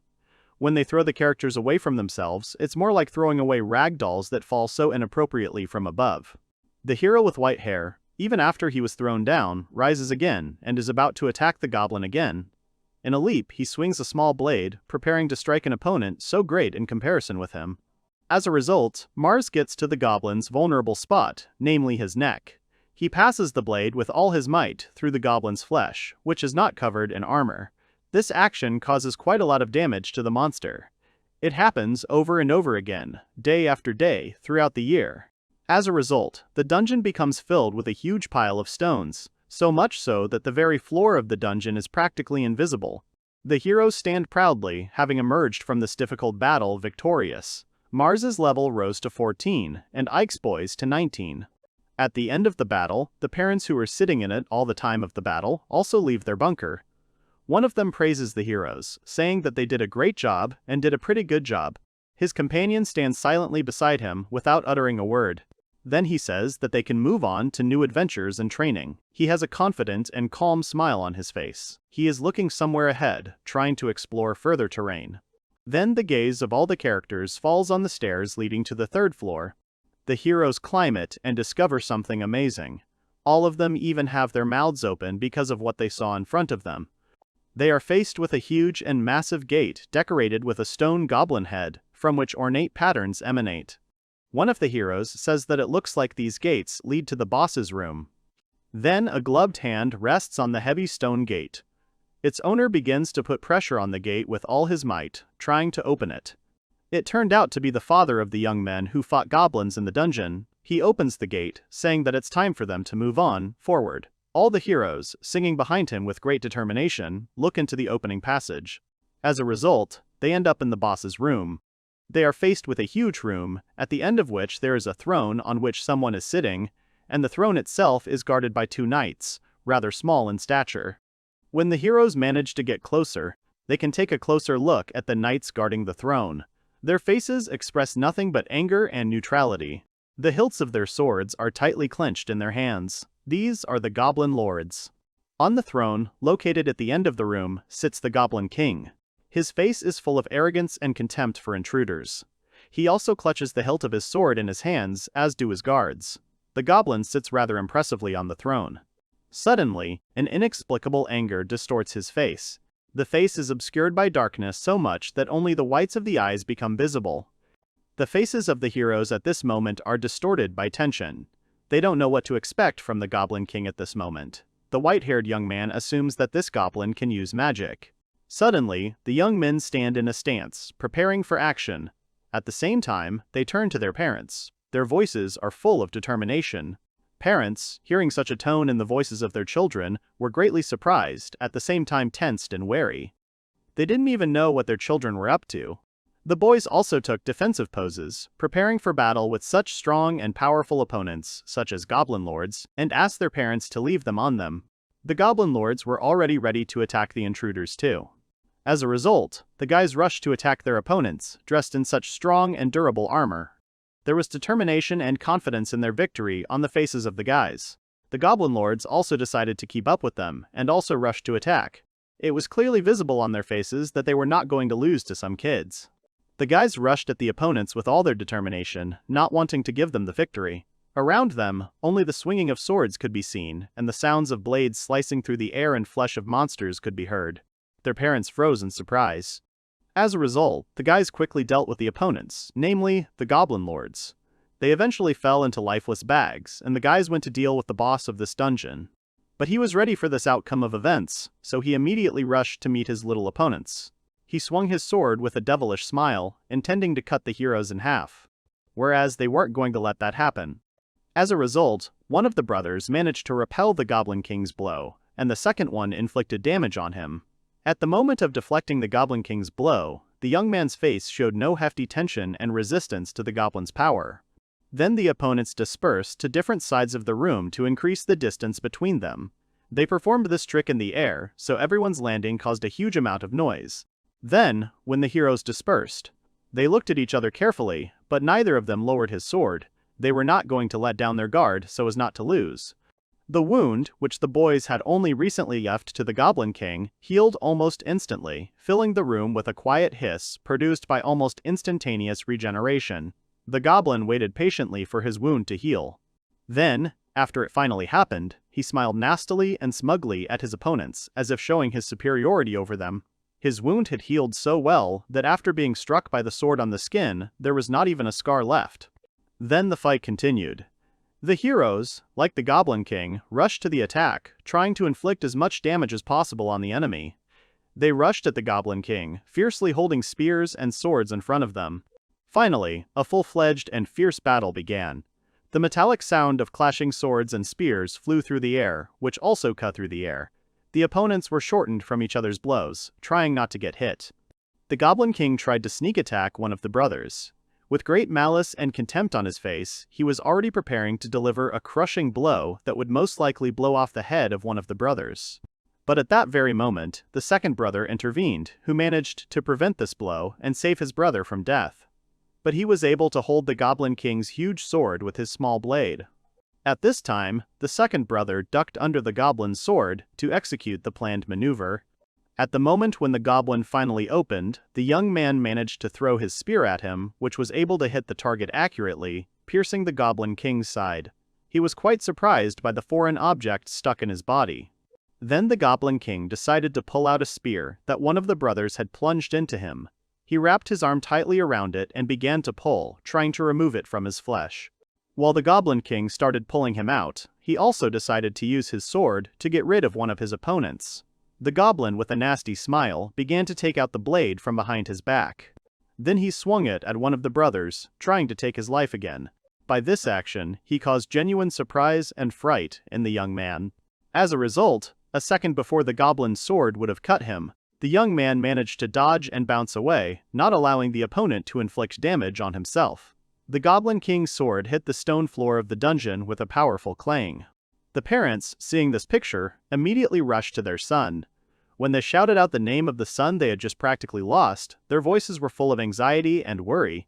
Ike, on the other hand, was sitting on one knee and holding the wound site on his forearm. Then he looked awkwardly at his parents, feeling guilty for making them worry, says he's fine and apologizes for letting his guard down. The young man still continues to hold his injured hand. At this time, his brother is distracted and shouts to Ike that he is about to fly up to him. But at this time, the Goblin King is going to attack him from behind. The monster has already swung his sword and is preparing to strike at Mars. But he notices in time the blade of the Goblin King's blade flying towards him. Although the hero's eyes freeze with fright and surprise, and it seems that he is unable to move because of these feelings, but he still manages to dodge. He skips right under the Goblin King's sword. The sword swings over his head, but does not manage to do any harm. After dodging, Mars turns towards the enemy and thinks to himself that he will not let him heal his brother. The hero's face expresses a vivid disgust for his opponent. Then Mars decides to fight the Goblin King alone. His face expresses determination and self-confidence. As a sign of readiness, Mars puts his small blade forward, towards the enemy. Goblin is only glad of this outcome. Excitement lights up in his eyes. He also puts his massive sword forward as a sign of readiness. The monster is preparing to attack its opponent again. Then, the battle continues. The opponents strike each other more and more blows, trying to cause each other irreversible damage. During the fight, they move to different sides of the room, and their fight does not stay in one place for a long time. Over time, it becomes more and more difficult for the hero to reflect the blows of the Goblin King. A certain weariness and heaviness from what is happening is expressed on his face. He tries his best to deflect the goblin's blows. But at some point, he can't stand the onslaught and flies into the wall, unable to withstand a sword strike from a goblin. The loud sound of the impact reverberates throughout the room. But the hero manages to stay alive and unharmed. He hangs on the wall like a lizard and starts watching the opponent's actions. The goblin, standing below, continues to swing his massive sword, waiting for Mars to descend from the wall and continue the fight with him. Suddenly, the hero puts the sword blade forward and, pushing off from the wall, heads towards the opponent. The goblin was just waiting for this. He puts his sword forward in readiness to continue the fight and smiles maliciously, absorbed in excitement and counting on his victory, since only some boy is against him. The boy flies at full speed towards the enemy, intending to inflict irreparable damage to him. In addition, he also wants to take revenge on the Goblin King for injuring his brother and for not letting him heal him. The boy is getting closer and closer to the enemy. They both swing at each other, hoping to neutralize their opponent as much as possible. When the distance becomes very small, both the hero and the goblin begin to fully attack each other. As a result, the goblin, having made his swing, misses without even hitting the hero, who managed to evade the enemy's blow, while Mars delivers the strongest blow to the Goblin King's leg. The latter, not expecting such a maneuver from the boy, is very surprised and even in a sense scared. The hero continues to attack the enemy. This time he already attacks the Goblin King's throat and successfully cuts it. The Goblin King grabs his throat and bounces off Mars, trying to maximize the distance. The Goblin King then uses magic to create a seal. Thanks to this seal, he manages to make a challenge to the monsters, which poured out in a huge crowd from the resulting similar seal on the floor. But the hero knew what could be done about it, so he decided to cause a huge flow of air, similar to a horizontal tornado. As a result, the hero managed to deal with all the monsters that the Goblin King managed to summon without much difficulty. Upon realizing this, the Goblin King was completely shocked. He did not understand how the boy could cope with such an army. Mars calmly approached his opponent, slightly thrusting his blade forward.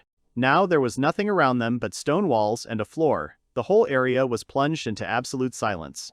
Then the hero, with a sweet childish smile, extended the blade towards the opponent and calmly uttered the phrase that it looked like the Goblin King had used all his mana. Then the hero, with a light movement of the blade, cut off the head of the Goblin King from the body. A slight metallic sound swept through the room, and the monster's head slowly began to fall to the floor. Then the hero saw a sign that he had received the title of King of the Wind, which is given to those who are among the top 10 wind mages in the world, as well as the title of goblins. Then a chest opens in front of the hero, from which the mantle of the Ifrit flies out. The mantle looks quite large and unusual. Then the parents and brother run up to Mars. Mom hugs the young man and calls him a big smart guy. The father, standing behind, says that they can consider that the two of them have cleared the dungeon. Mars then informs his father that he has received the titles of the Goblin Killer Wind King. The father looks at his son in surprise and joy, and then says that it's just wonderful and amazing. The action shifts to the next day in the maze city of Grantham. The sun is shining brightly and it is quite warm outside. In one of the houses, a family consisting of a mother, father, and daughter is sitting and having breakfast in a rather cozy room. The room had a calm, friendly, and family atmosphere. Mom asks her daughter if she will go today. Her father asks her not to overexert herself. Their daughter's name is Clarissa. Parents look at their child with love. The girl looks at her parents with a smile and promises that she will not overexert herself. You can immediately understand that idol reigns in this family, since all its members treat each other with respect and affection. Then Clarissa goes on business that she needs to do in the city. She tells her parents about it with a happy smile so that they don't worry about her absence from home. The action moves to another building. It looks quite large and spacious. The building is a 2-story house with many windows. The girl, entering the house, stretches out her hand to someone's body and applies a healing spell. A bright ball of light emanates from her hand and directs its action to the part of the human body to which the girl's hand directs it. The man Clarissa treated says thank you to her and smiles gratefully at her. The girl continues the treatment and says that he has nothing to thank her for. The girl's face is full of seriousness and concentration. After Clarissa has finished treating this man, she asks the next patient to come over. The girl was a little tired, dealing with one patient. This can be understood later, as she wipes the sweat with her hand from her small forehead.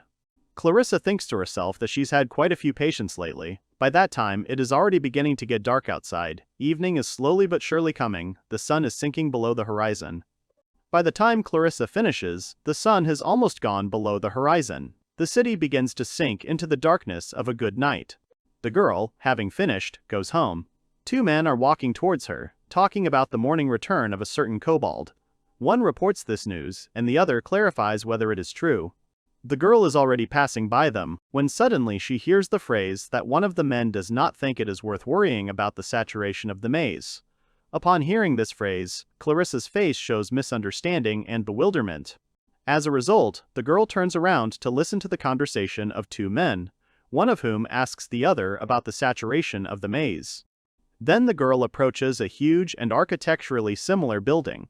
Tall columns adorn its entrance, as well as the main facade. Thick steam is coming from the windows of the building. The girl looks in surprise at the high windows, from which thick and hot steam emanates. She first decides to come closer, and then decides to enter this building altogether. This building turned out to be one huge bathhouse. Clarissa decides to let herself relax in the hot tub, which relaxes the body so much. The girl, sinking into the water, exhales with relief. Besides her, there are also several other girls in the bathtub. They came here, like Clarissa, to relax and wash up. The girls swim calmly in the warm water. Some people walk outside the bathroom, choosing a different route of their pastime. Clarissa, with a joyful and happy face, thinks about how good she feels right now. The heat coming from the bathroom made the girl's cheeks flush. Her face is completely relaxed, as is her body. Then the girl continues to soak in the hot and long-awaited bathroom. The water completely envelops her body. The stone covering of the bathroom, heated by steam coming from the water, does not cool at all. The girl, as if in a trance, languidly opens her eyes.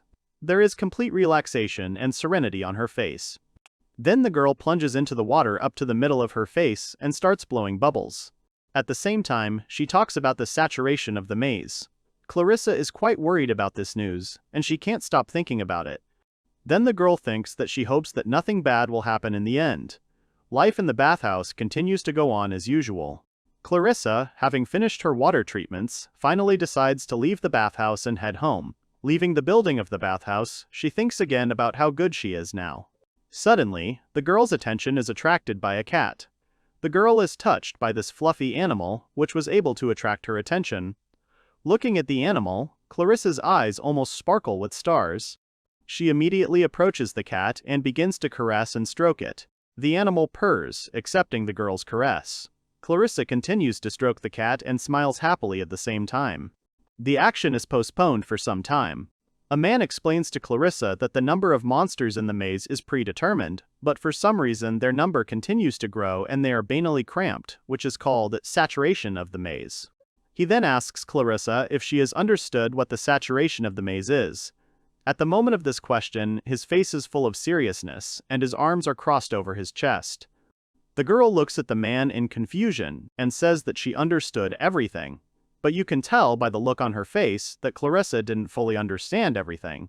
Then the girl adds that she only understood everything to some extent. During the entire conversation, they were sitting on the small veranda of a local diner. The rest of the guests were quietly enjoying their food during such a serious conversation. Then the man smiles amiably and says that you should not worry about this, because this happens very rarely. Another man with long blonde hair is sitting next to him and smiling calmly. At that moment, a waiter comes to their table and brings ice cream. At this point, the man tells Clarissa to start eating in gratitude for the treatment. The ice cream looks pretty nice, and most importantly, delicious. The girl, seeing the dessert, was very happy and greatly admired it. Extreme joy and happiness appeared in her eyes. Then she picked up a spoon and decided to try the long-awaited dessert. The first spoonful of ice cream caused the girl extreme delight. It was so delicious. Then the action shifts to the gates of the maze, where a certain man with jet black hair was telling his subordinates that they would also go hunting monsters today to prevent the saturation of the maze. The man says that they are the knightly order of Count Beetle, so they will do their best for the common people and the Count. At the moment of this speech, his face expresses maximum seriousness and confidence in his words. The knights listen attentively to the man and nod in agreement. Each of them is clad in sturdy and massive armor. Everyone has a fairly long and sturdy spear in their hand, capable of dealing damage to monsters. Suddenly, the gate begins to shake, which causes genuine surprise among the audience. The soldiers look at the shaking gates of the maze with incomprehension and bewilderment. Their leader turns around after the soldiers. His face also shows a lack of understanding of what is happening. He had never seen the gates of the labyrinth shake before. He decides to come closer, hoping to understand the reason for the shaking of these so strong massive gates located inside the stone wall. The shaking and strange sounds increase. Suddenly, the gate swings open and a huge number of maze monsters burst out. Their unpleasant faces are distorted with malice and rage. They are ready to destroy everything that gets in their way. The leader of the knightly order of Count Beetle looks with great surprise, complete incomprehension and bewilderment at the wave of monsters that is moving directly towards him. There is also a fear on his face that perhaps this wave will engulf him. As a result, this is practically what happens. A huge and powerful wave of monsters, falling out of the maze, falls directly on the leader of the Order of Count Beetle. He screams and tries to fight off such a huge pack of monsters. The monsters continue to climb over him, while the man shouts to his subordinates not to be afraid, although he himself is terrified from head to toe. A man is being eaten alive by monsters. But despite this, he shouts at the soldiers to keep formation and try not to let them into the city. The knights are struggling to fight off so many monsters and try to restrain them in order to keep the peace in the city.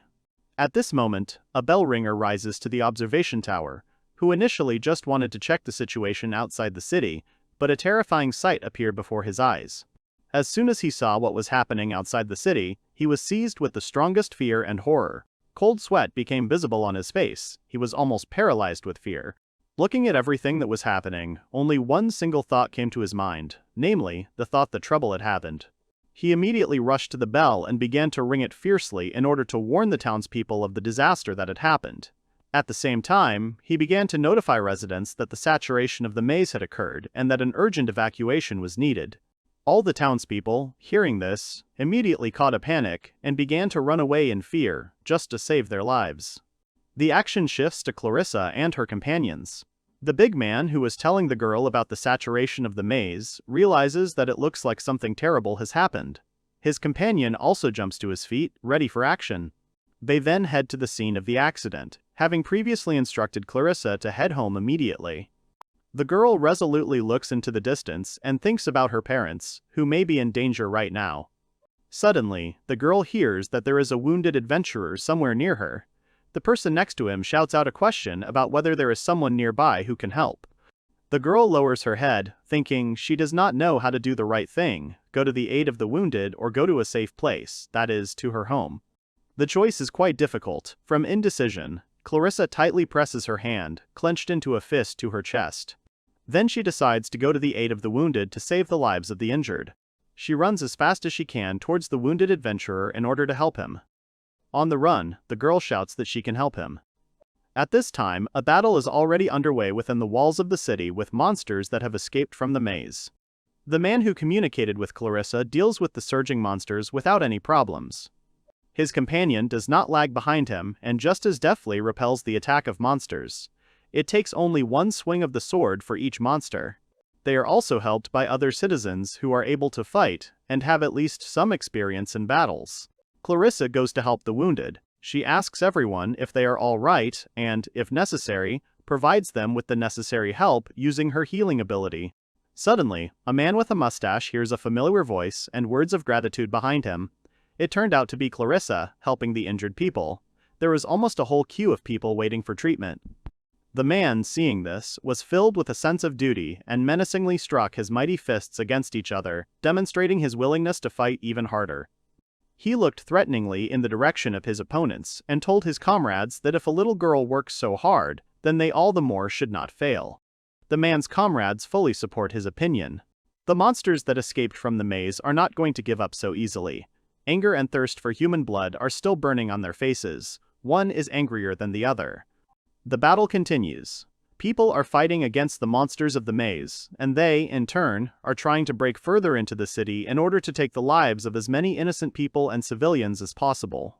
Suddenly, from the other side of the city, a rather large crowd of people is approaching the place of the clash of monsters and people, carrying supplies and trying to evacuate the city. At the head of this crowd is the bell ringer, who announced the beginning of the monster attack. When they get to the central square, he sees an incredible picture in front of him. This can be understood by the surprised and frightened face of the bell ringer. He had never expected to see such a thing. There is a fierce struggle between people and monsters in the square. Goblins bit people and covered them from head to toe. The townspeople who came running were completely shocked by what they saw. One of them even shouted out such an obvious phrase that there is an army of monsters here too. After what they saw, the crowd of citizens decided to change their evacuation direction. They rushed as fast as they could from the place where hordes of monsters were attacking innocent people. Running away from that place, there was intense fear and horror on people's faces. At one point, a crowd of citizens ran to the place where Clarissa's companions were fighting. The man with the mustache heard screams behind him that there were monsters there too, as well as cries for help. Then the man told his comrades that he would stay here and continue to repel the attack of the monsters from the maze, and they should go towards the screams and help there. At these words his face was full of seriousness. At this time, no less heated things were happening in the place where the man directed his comrades. The bell ringer, who raised the alarm and organized the evacuation of residents, did not know what to do next. At one particular moment, he firmly planted his feet on the ground, trying to resist both his fear of danger and the pressure of monsters that surrounded both the man and his comrades from all sides. Then the bell ringer belligerently punched himself in the chest and threw a battle cry.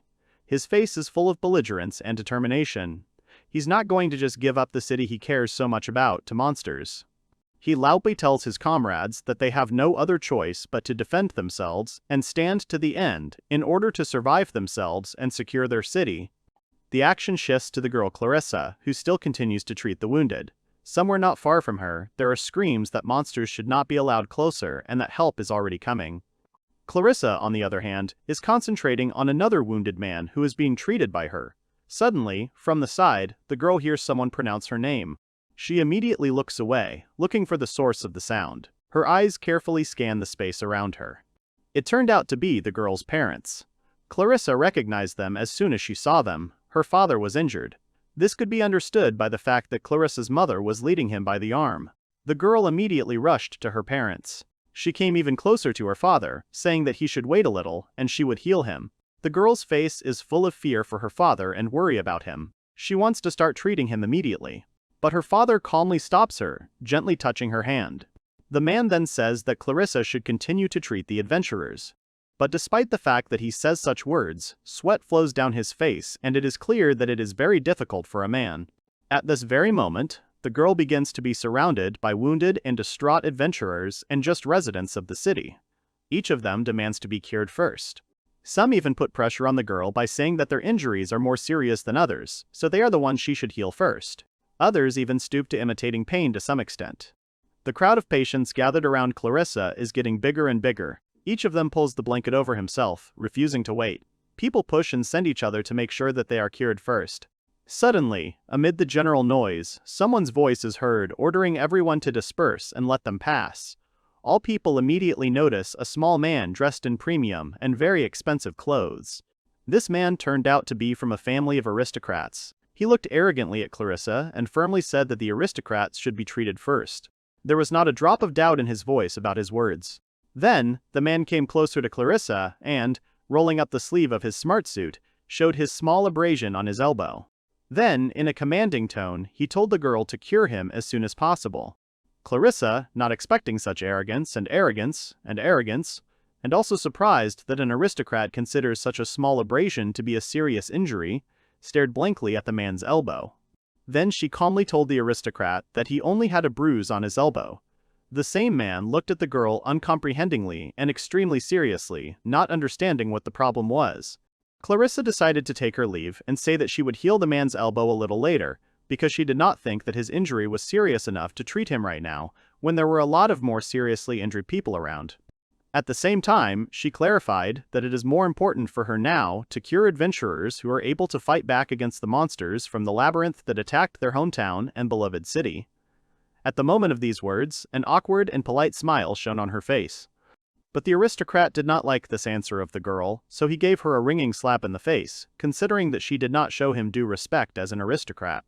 From the blow, the girl's head turned to the side. Her face reflected a lack of understanding of why she was slapped in the face. The girl's parents, having seen this picture, were completely shocked. They did not expect that a man from high society would dare to hit their daughter for refusing to treat his bruise. The rest of the townspeople also arrived in complete shock from what was happening. No one expected such cruelty from an aristocrat, and in such a situation, related to the attack of monsters on the city, the girl, holding her cheek which was reddened from the blow, continued to stare uncomprehendingly and even in confusion at the man who hit her for almost nothing. Besides, it didn't seem enough to slap Clarissa, and he continued to yell at the girl, asking if it was a joke. Then the aristocrat swings at the girl, intending to hit her. He shouts that Clarissa should be executed for daring to mock him. The aristocrat's sword is approaching the girl, and she is slowly awaiting her fate. Clarissa is already prepared to be struck by the man's sword, but nothing happens. Then the girl decides to open her eyes. The girl realizes that she is being hugged tightly and at the same time protected by her parents. At this moment, her eyes widen in surprise, because she did not expect this at all. The aristocrat also stands in complete misunderstanding of what is happening. Suddenly, Clarissa screams because an aristocrat has done something to her dad. She understands this from his face, which is distorted by the indescribable pain that the man experienced. There is still an aristocrat behind the family. He is outraged at how the girl's parents could have prevented him from punishing Clarissa for the audacity that, in his opinion, she showed. There is a huge and deep wound on the back of the girl's father, which was left to him by the sword of an aristocrat. Despite the pain, Clarissa's father turns to the man and asks him to forgive his daughter. You can tell by the man's face how hard every move is given to him. But this does not stop him, and, overcoming himself, he again turns to the aristocrat with a request to forgive his daughter. Clarissa and her mother immediately rush to the weakened man, who is no longer able to get up on his own. The girl immediately begins to treat her father, trying to make his back wound heal as soon as possible. Her mother is sitting next to her, crying, and not knowing how she can help in this situation. The girl continues to direct the flow of magic to her father's wound and it gradually begins to heal, but suddenly, the regeneration on her father's back begins to slow down. 1 Bryant. 8-5. The girl realizes that she is not able to do anything right now because she has run out of mana, which is so necessary at the moment. The realization of this brings tears to the girl's eyes. The aristocrat does not care that Clarissa's father may lose his life right in front of his daughter. The man is more concerned about his injured honor, so he swings his sword again and says that the punishment for the family will be the death penalty. The aristocrat is about to take the lives of a mother and daughter. He begins to lower his sword in their direction. At the same time, he orders to leave this mortal world and repent. It seemed that no one would help Clarissa's poor family anymore and that she was finished, because all her comrades were too busy fighting monsters that had escaped from the maze, and they could not see what was happening to Clarissa now. The crowd of citizens gathered around them can't do anything about it either. Someone is afraid of the high title of this aristocrat, and someone is too badly injured to resist him. As a result, mother and daughter are left to fend for themselves, as the aristocrat is determined to take their lives. But suddenly he hears some strange sounds. He can't figure out where they're coming from. Suddenly he notices something, and his expression changes a lot. The strongest shock is expressed on the face. At that moment, someone grabbed aristocrats by the chin and pulled him up with great force. The force was so great that the man's face was distorted by a grimace of pain. That someone turned out to be Mars. He easily pushed the evil aristocrat away from the mother and daughter and the unconscious father. The aristocrat flew quite far up. Clarissa and her mother looked at the hero in surprise, not understanding how such a small boy could throw away an adult man, even though he was not some huge height. During this action, Mars's face was focused and full of seriousness. There was also contempt on his face for the aristocrat and what he wanted to do to this poor family. Clarissa, her mother, and the rest of the townspeople continued to stare at Mars in surprise. There was still no limit to their surprise. No one expected anyone to come to their aid. Then Mars went to the side of Clarissa and her mother, as well as her father, who was lying unconscious. The aristocrat beaten by the young man was lying not far from them, also unconscious, like the girl's father. Mars walked over to the wounded man and picked up the sword lying next to him. He then places his hand on Clarissa's father's forehead and casts a healing spell. During this action, the man winces, feeling the effect of the spell. Then Clarissa's father falls asleep peacefully, and Mars looks at the sleeping man with a grin while holding a sword in his hand, which he picked up next to the man. Then he turns his attention back to the unconscious aristocrat lying nearby, whom the young man had recently sent flying. Then Mars, holding a sword in his hands, says that now it's time to deal with the goblins, and then completely clarify the situation with the aristocrat. At this moment, the excitement of the upcoming battle begins to sparkle in Mars's eyes. Battles with monsters from the maze continued to take place on the streets of the city. Every street was covered with combatants. The number of wounded continued to grow. The panic on the streets of the city did not even think to stop. But suddenly, there was silence everywhere. All the townspeople stared in surprise at the picture that appeared before their eyes. Their faces were full of shock and bewilderment. They couldn't understand what was happening in front of their eyes right now. Clarissa's companions also arrived in utter shock. Their faces also showed a lack of understanding of what was happening right in front of their eyes. The man with the mustache even dropped his jaw in surprise. He was so surprised. Clarissa, on the other hand, was mesmerized by what was happening and admired the boy who arrived so, on time, and sent an aristocrat into unconsciousness who wanted to execute her entire family. But that wasn't exactly what the girl admired. She was surprised that Mars, completely alone, was able to defeat all the goblins without much effort with just a sword. A whole bunch of lifeless bodies of monsters from the maze appeared behind the young man. He himself, having finished dealing with the monsters that attacked the city, stood proudly inspecting the area and the locals. Not a single muscle moved on his face, either when disarming an aristocrat or when dealing with the monsters of the labyrinth. Suddenly Mars heard screams behind him. They were full of gratitude and reverence for him. The hero felt rather awkward from such expressed thanks. At some point, he began to look at the crowd of citizens in confusion. Suddenly, the sounds of horses' hooves pounding on the ground were heard. Horsemen were approaching the scene. At the head of the formation rode a rider on a snow-white horse, as befits a squad leader. The knights were getting closer and closer to the scene. The hoof sounds grew louder and louder. The leader of the squad had rather long hair that fluttered in the wind, as did the tails of the horses. The townspeople greeted the squad of knights approaching them with cheers. The rider rode among slightly ruined buildings, but at the same time they seemed to the locals to be a saving ray of light in the current situation in which they found themselves. The hero was suddenly grabbed by the hand and persistently began to pull aside. The grappler's hand was small and fragile, so her grip strength was small, but this had no effect on how persistently the hand pulled the hero in its direction. The owner of this hand turned out to be none other than Clarice. She looked sternly at the hero and said that there was one more thing that needed to be done, so Mars should go with her. The young man looked at the girl in surprise, not understanding what she wanted. By this time, a squad of knights had already rode up to the crowd. Their leaders, having strictly examined all those gathered, began to ask everyone about the situation and how many injured people there were after the attack of the labyrinth monsters. At that moment, an aristocrat woke up from the realm of dreams, who wanted to execute first Clarice and then her entire family for refusing to treat his bruise on his elbow. Immediately after his prompting, he turned to Count Beetle, the leader of the knights. The man immediately began to show the count his bruise on his elbow, calling it an injury, then began to say that he had been attacked and that he had been wounded. As a result, he asked the count to tell him to be cured first. To this, the count only replied that the bruise of an aristocrat could be postponed for the last time, and that, first of all, it was worth treating seriously injured adventurers and ordinary citizens. The aristocrat looked at the count in utter bewilderment. Then the man furiously began to resent and shout that he was an aristocrat, and that was why he should be treated first. There was so much indignation and misunderstanding on the man's face, as if he had been compared to garbage. To all his indignation, Count Beetle replied that baron ladies should immediately be silenced. The count's face at that moment showed complete disgust for the interlocutor. At the same time, the man's face showed rage that baron ladies dared to use his position for such selfish purposes. The baron, hearing such a tone from the count, was taken aback and fell into complete shock. He never expected to be yelled at, much less ordered to shut up. Up to this point, he had reveled in his position, and no one dared to say a word against him. Then a strong irritation appeared on the baron's face, and he began to say that all this was because of someone who was able to shake his position in society and in the eyes of citizens. At such moments, baron ladies resembled a small child. Then the action is transferred to the already quiet streets of the city.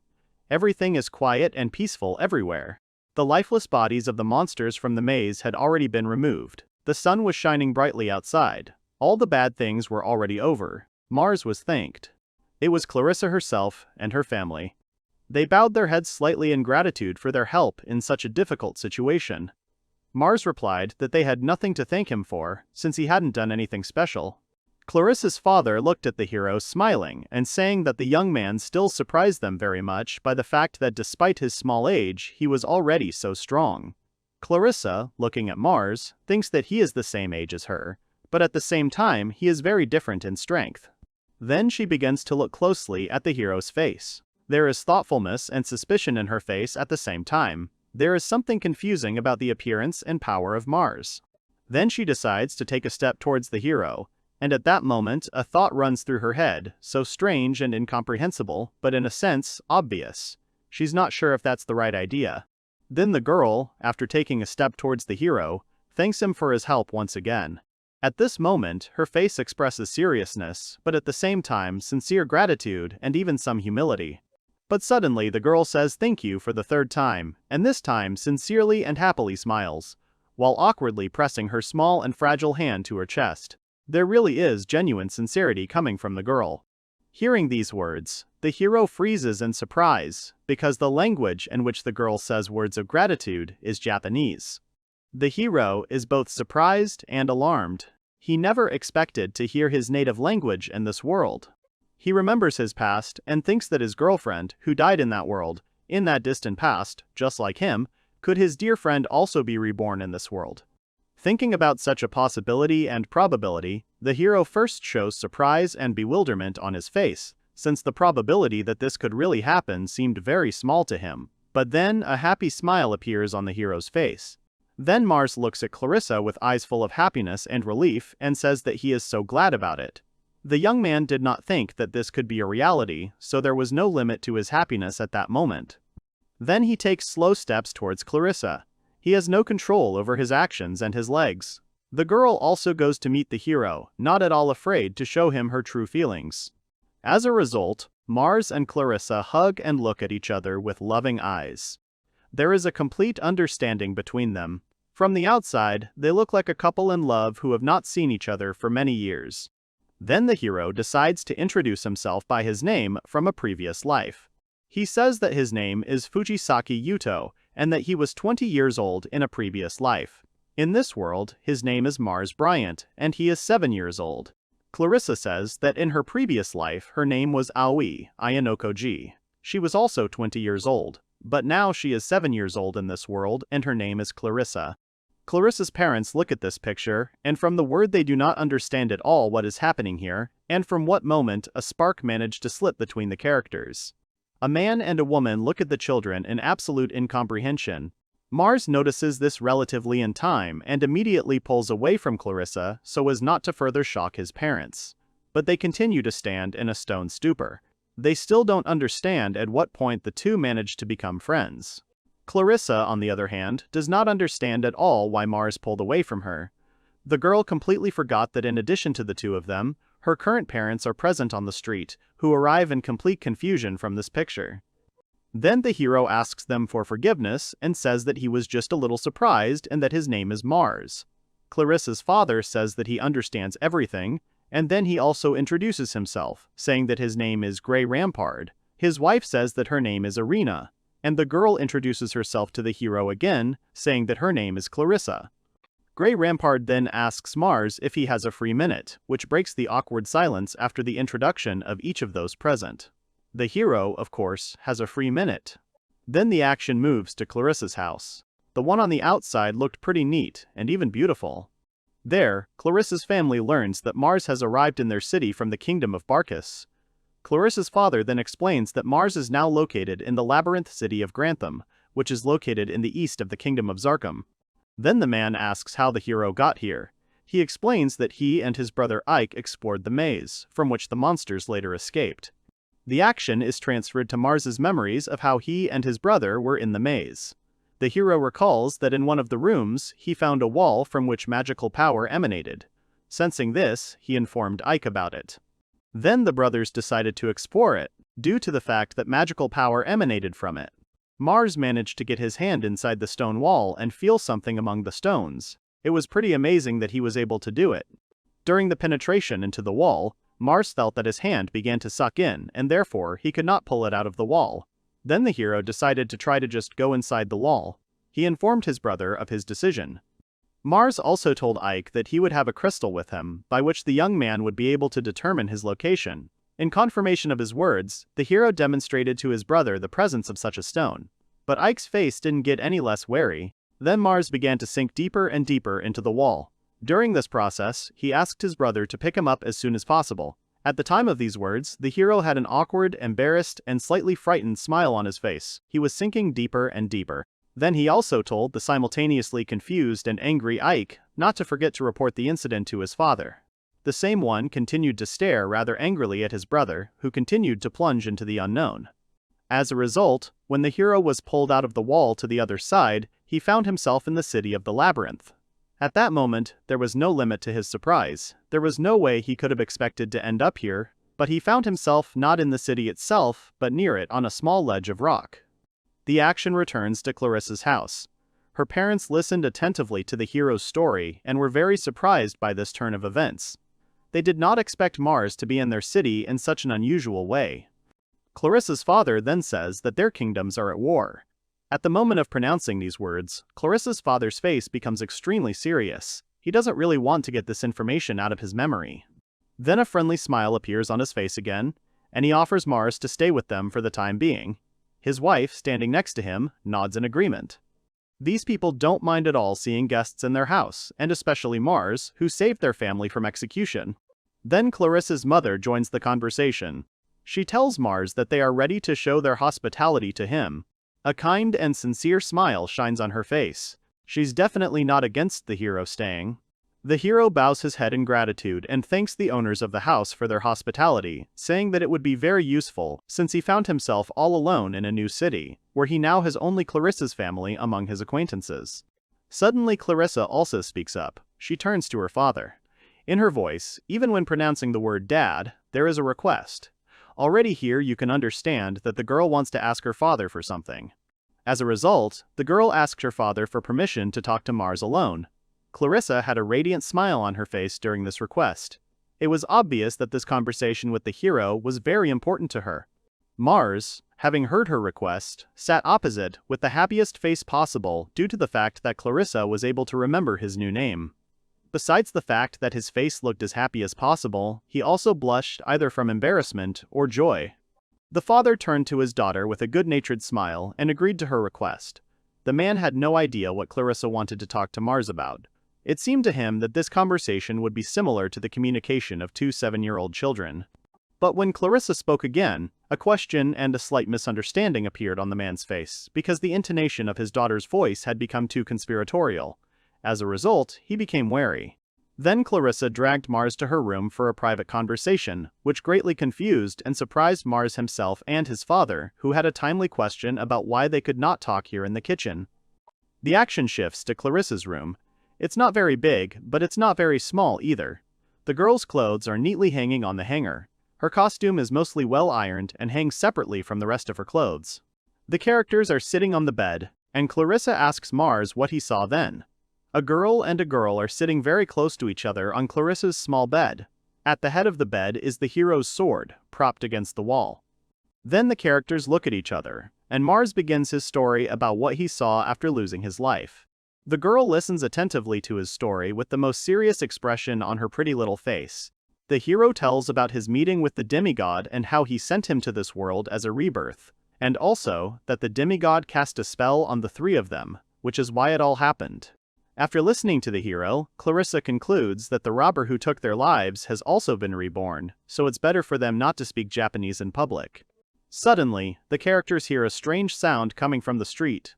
This sound is quite alarming to them. The heroes immediately start running to the window. Looking out the window, Clarissa and Mars see a small group of soldiers dressed in armor walking through the streets of the city to a certain place. The hero suggests that the goblins have attacked the city again. Suddenly, the girl takes Mars by the hand and starts pulling him away from the window. The hero looks at Clarissa uncomprehendingly. Her face expresses the utmost seriousness and even to some extent sadness. The hero understands what such an expression on her face means. At first he is surprised and confused, not knowing what to say. But then a good-natured and reassuring smile appears on his face. He turns to the girl with the words that he will go to their aid. The girl raises her head sharply upon hearing these words. She doesn't want to let go of the hero. Then surprise and shock appear on her face. Clarissa begins to shout at the hero that he is from a hostile country, and as a result, he may be taken into custody at best and at worst executed. At these words, Mars straightens his shoulders and says that people are the same everywhere. Confidence in the correctness of his actions shines in his eyes. Then he looks at the girl and says that he will protect everyone, including Clarissa. Upon hearing these words, the girl begins to feel embarrassed and looks at the hero in surprise.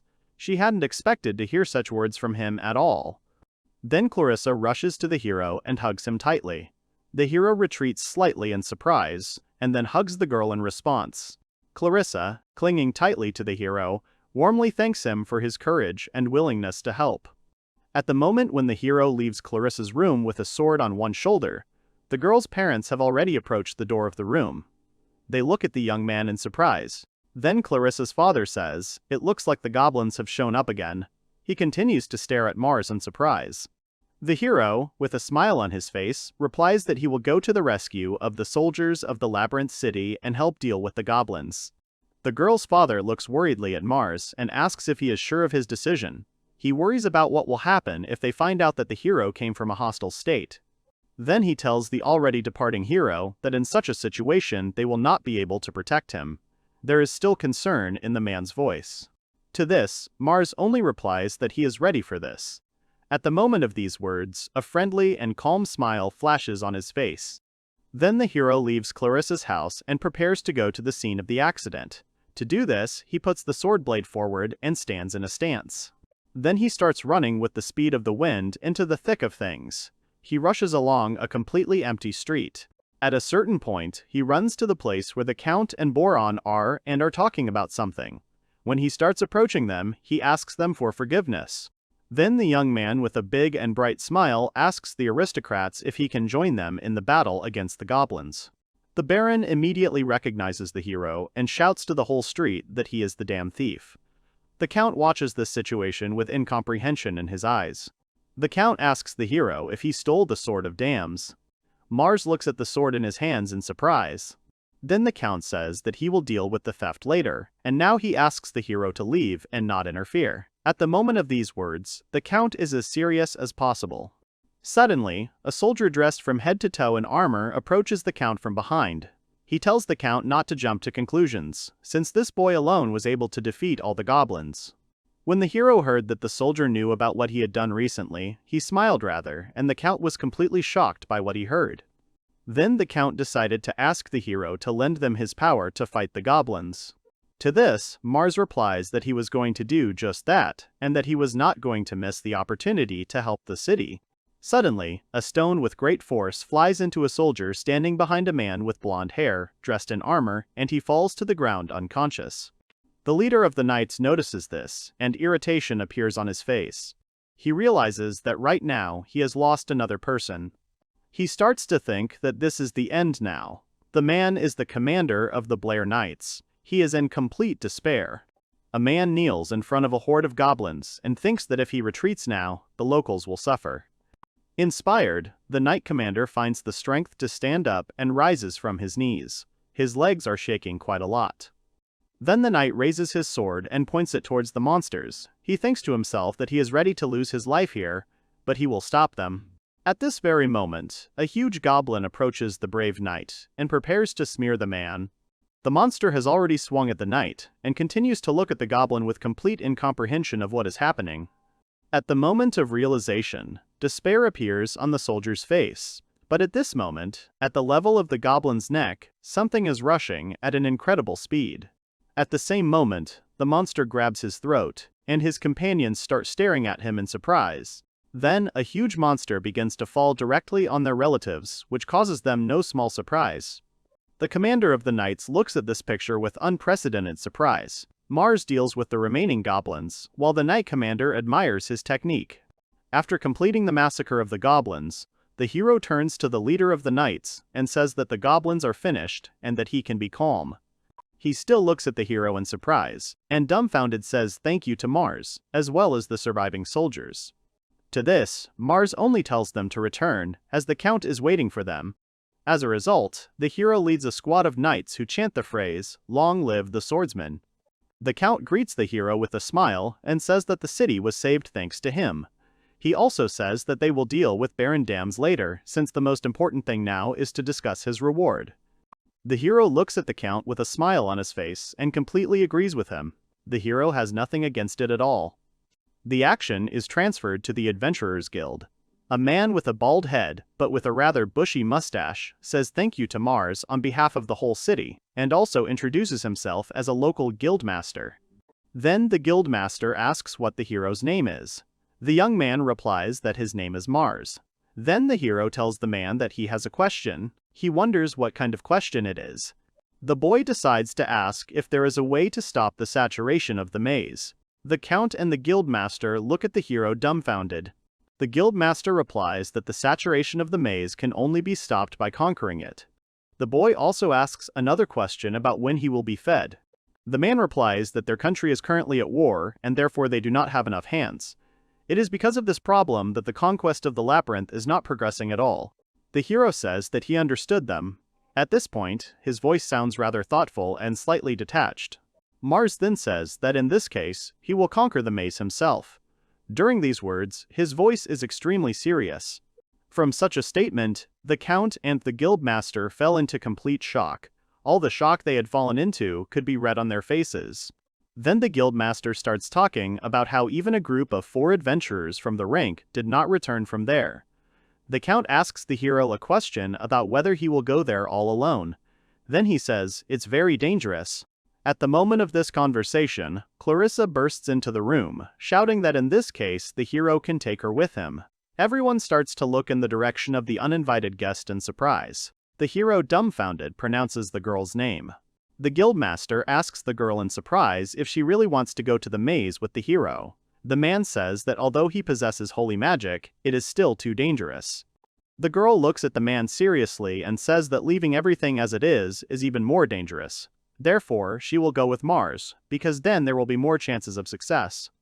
As a result, the hero turns to the head of the guild with a request to let Clarissa go with him.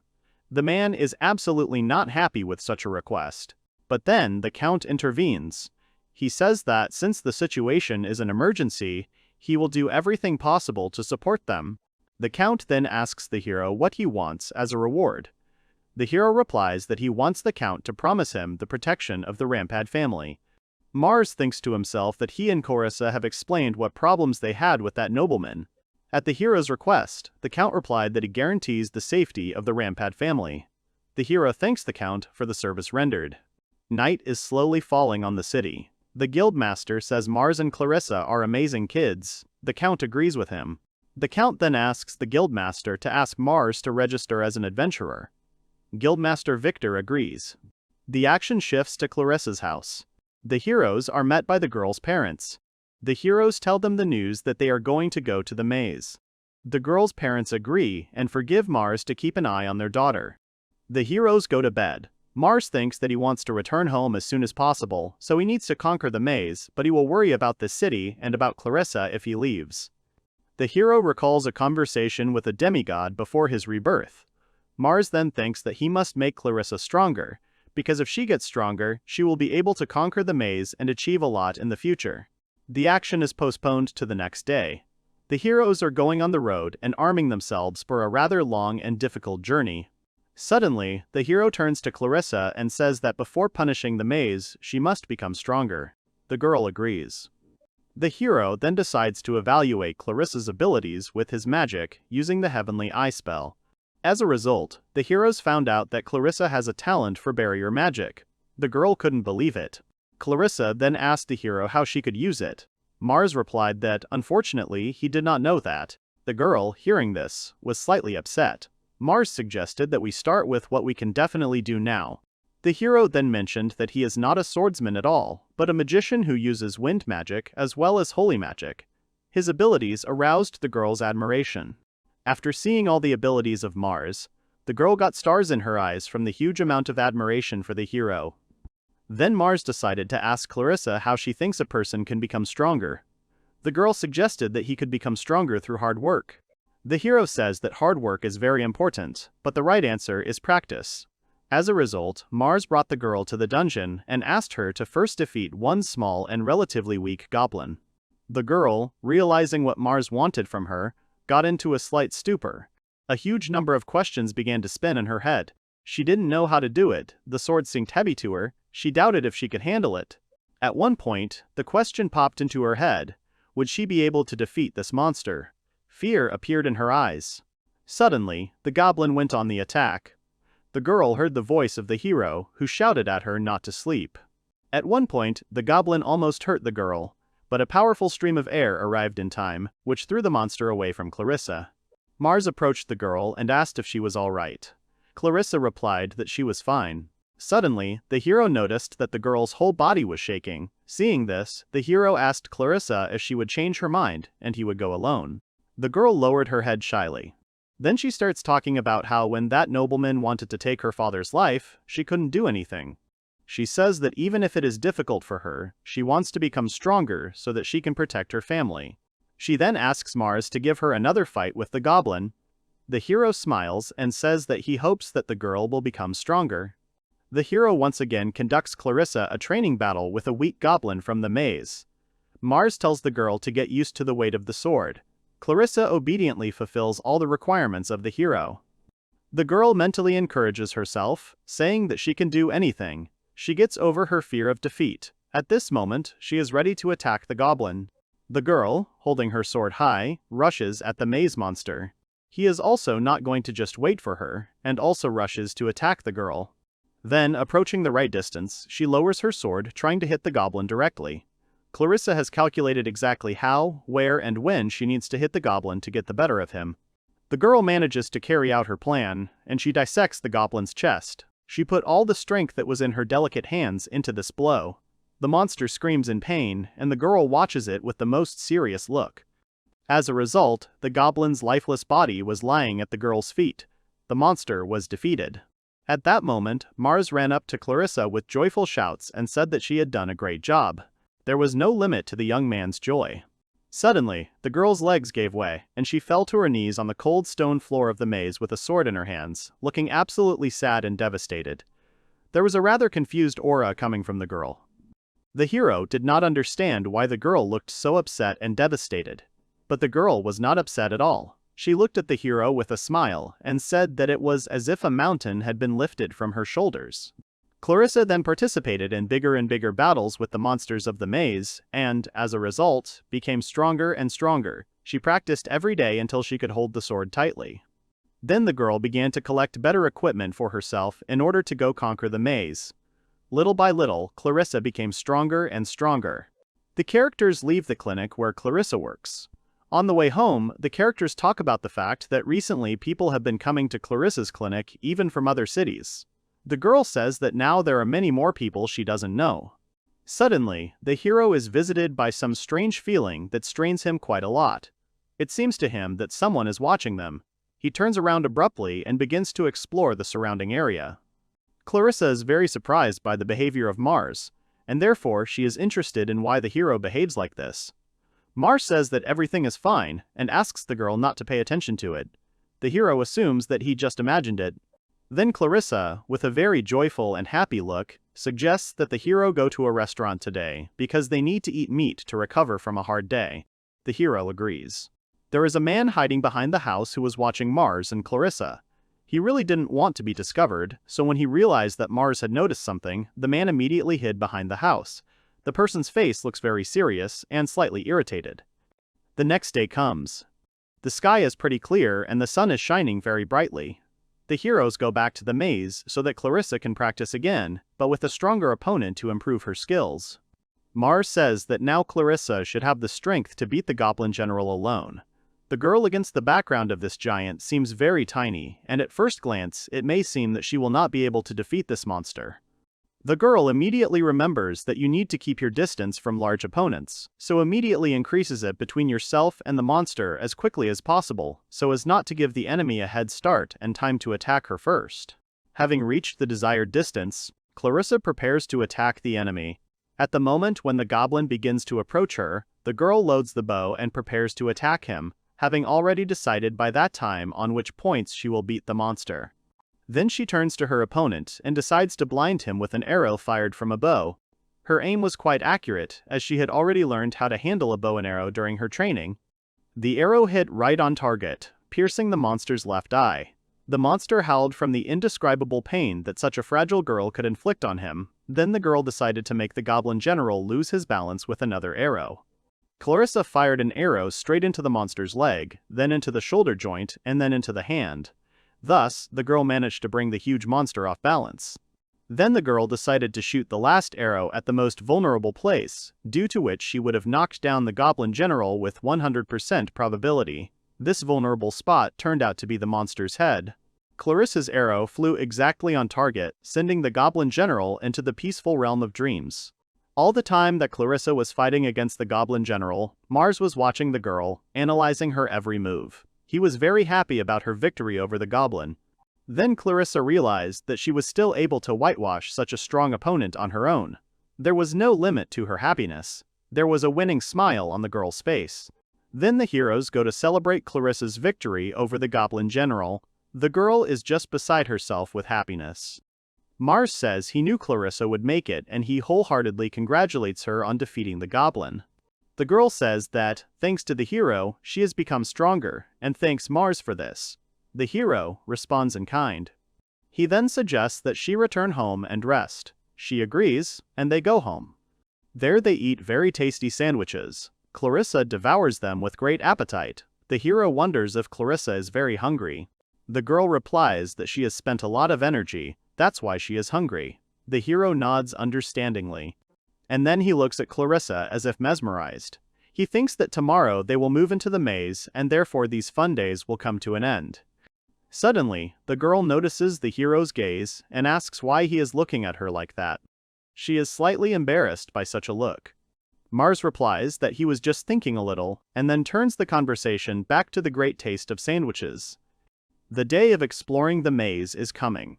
The heroes thank the Count for coming to escort them to the entrance to the maze.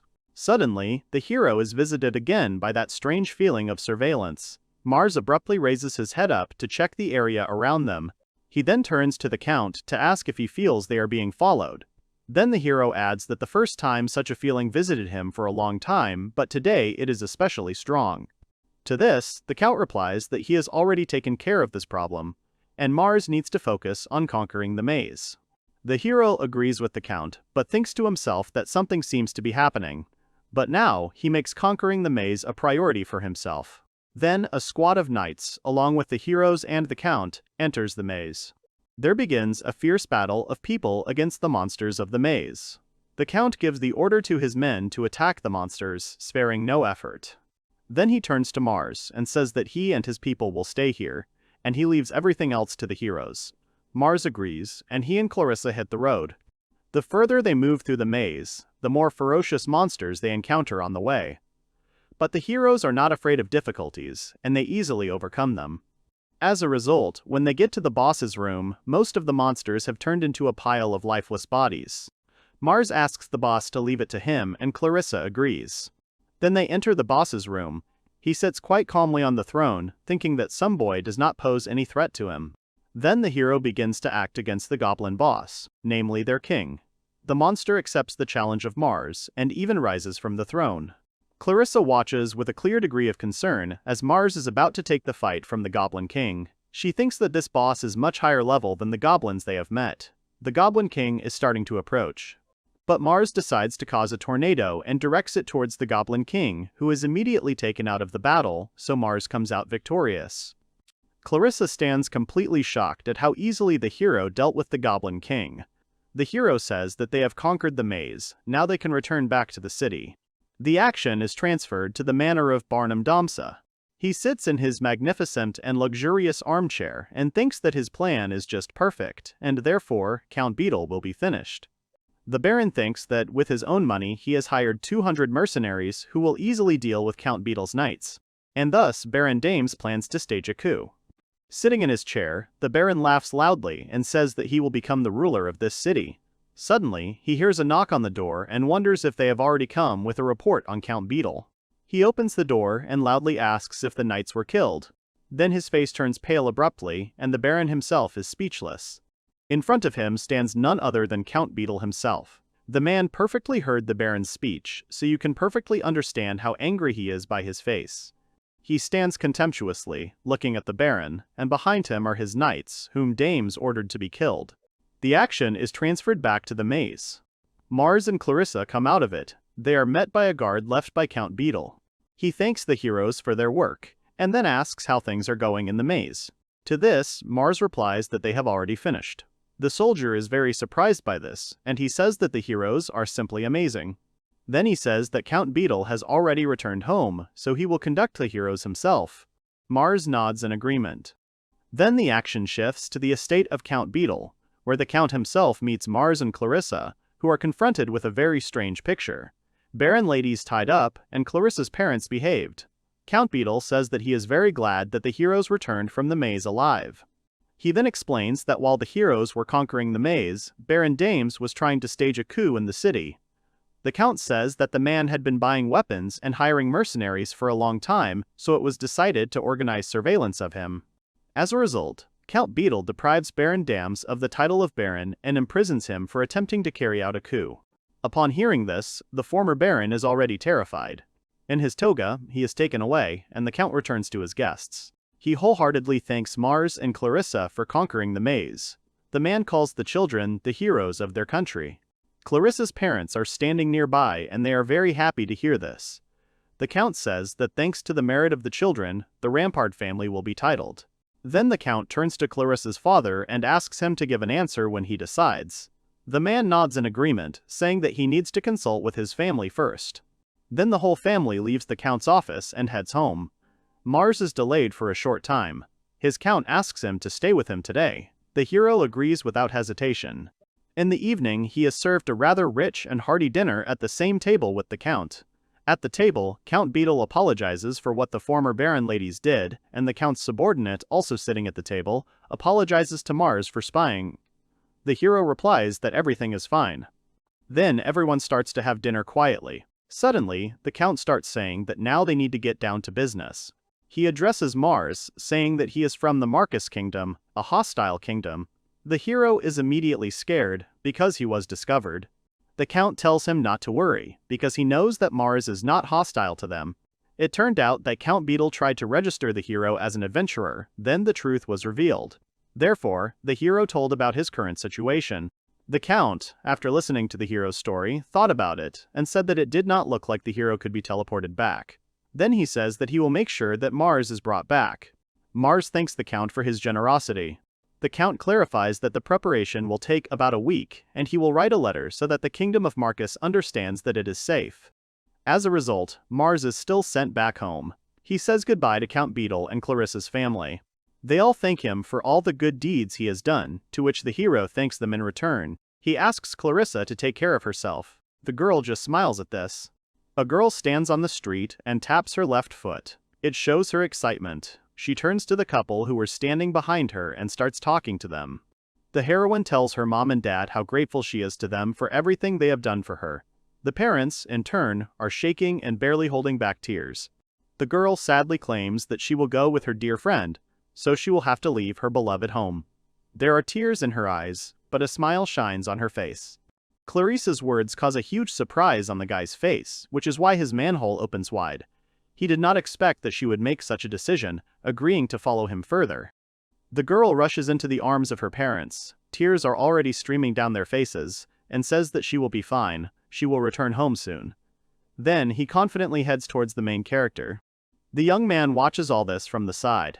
His eyes are wide open in surprise. Tears are ready to roll down his cheeks because he is so moved by the scene, but confirms that they can go. Mars, who is already ready to start driving the horses, informs them that they are ready to go. When they move out, the crowd shouts after them to come back to them, at least sometimes. The trip with Clarice went smoothly. They saw many sights, ate various delicacies. Everything was fine until the couple got to the new city. Upon arrival, sitting in the tavern of the village where they found themselves, the girl informs that she has a lot of fun traveling. The guy replies that it is even more fun with her.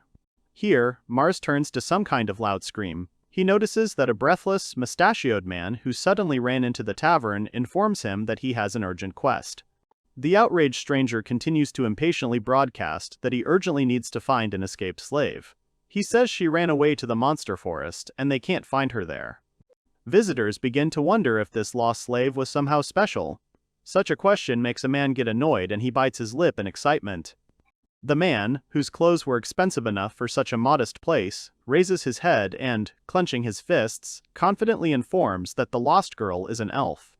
A pair of travelers, consisting of a young man and a girl, hear that a stranger is ready to pay 100 gold pieces, and imploringly ask someone to take on this task. The main character, smiling, looks at his companion and informs them that it's time for them to pack up and leave. At the next table, he hears a man say that such a high reward is very interesting.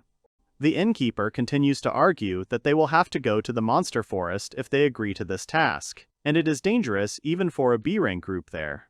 A man with a ponytail on his head rises up and says that money is, of course, important, but life is much more important. A man in a fur coat with a black collar looks very upset because no one agreed with his task. The visitors of the inn ask him to forget about the lost slave. The heroes are leaving there at this time. Clarice asks her companion if he has ever seen elves. The young man replies that he has never seen them. The girl says that she has not met them either. The girl looks out through a window located in one of the walls of the carriage. The guy notices that they are now passing near the forest where the elf was lost. In order to make sure that he is right, the main character opens the map, where he sees that, just the same, there is a forest of monsters next to them, which scares the locals very much. Suddenly, a cry is heard from the companion of Mars, who asks him to look carefully ahead. Right in front of the carriage, which rushes through the thicket, a girl with two tails on her head appears. It's like she's running fast from something. This is surprising to the couple. Due to the fact that the carriage is quickly approaching a stranger, the heroes see a face and ears that are not hidden by hair. By these distinctive signs, they will know that there is an elf girl there. The elf is running away from a black snake, which neither the main character nor Clarice have ever seen because it is simply huge. The young man, who is sitting in the driver's seat, notices that the girl is running towards them, but at the same time, he is afraid that they will hit her with the carriage. The next second, the guy grabs his sword. Picking up his favorite weapon, Mars informs his companion that he will go and deal with the snake, and Clarice instructs to protect the frightened girl. His girlfriend listens to him. Jumping off from his seat outside the carriage, the main character begins to run towards the girl who is in danger. The snake is slowly but surely trying to overtake her. The guy flies up, then strikes the snake. This angers the cold-blooded even more. She turns her muzzle at the young man, and her huge mouth appears in front of the heroes. The young man jumps to the ground, but then bounces off and runs further into the forest in order to take the snake away from the girl running away from her, who, in turn, hurries to the carriage. The main character barely manages to dodge his opponent's deft punches. He covers himself with his edged weapon. Then Mars starts running away with an expression of huge confusion on his face. The snake, of course, follows him, with a crazy expression in his eyes. The snake shoots venom forward. The young man quickly manages to deviate from it. The next second, the guy, turning back, sees that the substance that the animal spat out melted the wood. The main character does not understand why his wind blade does not work on this monster. The snake begins to gather in rings and look closely at its opponent. The guy swears. Mars uses his ability, which is called the Eye of Heaven, so that he sees all the characteristics of the infernal snake.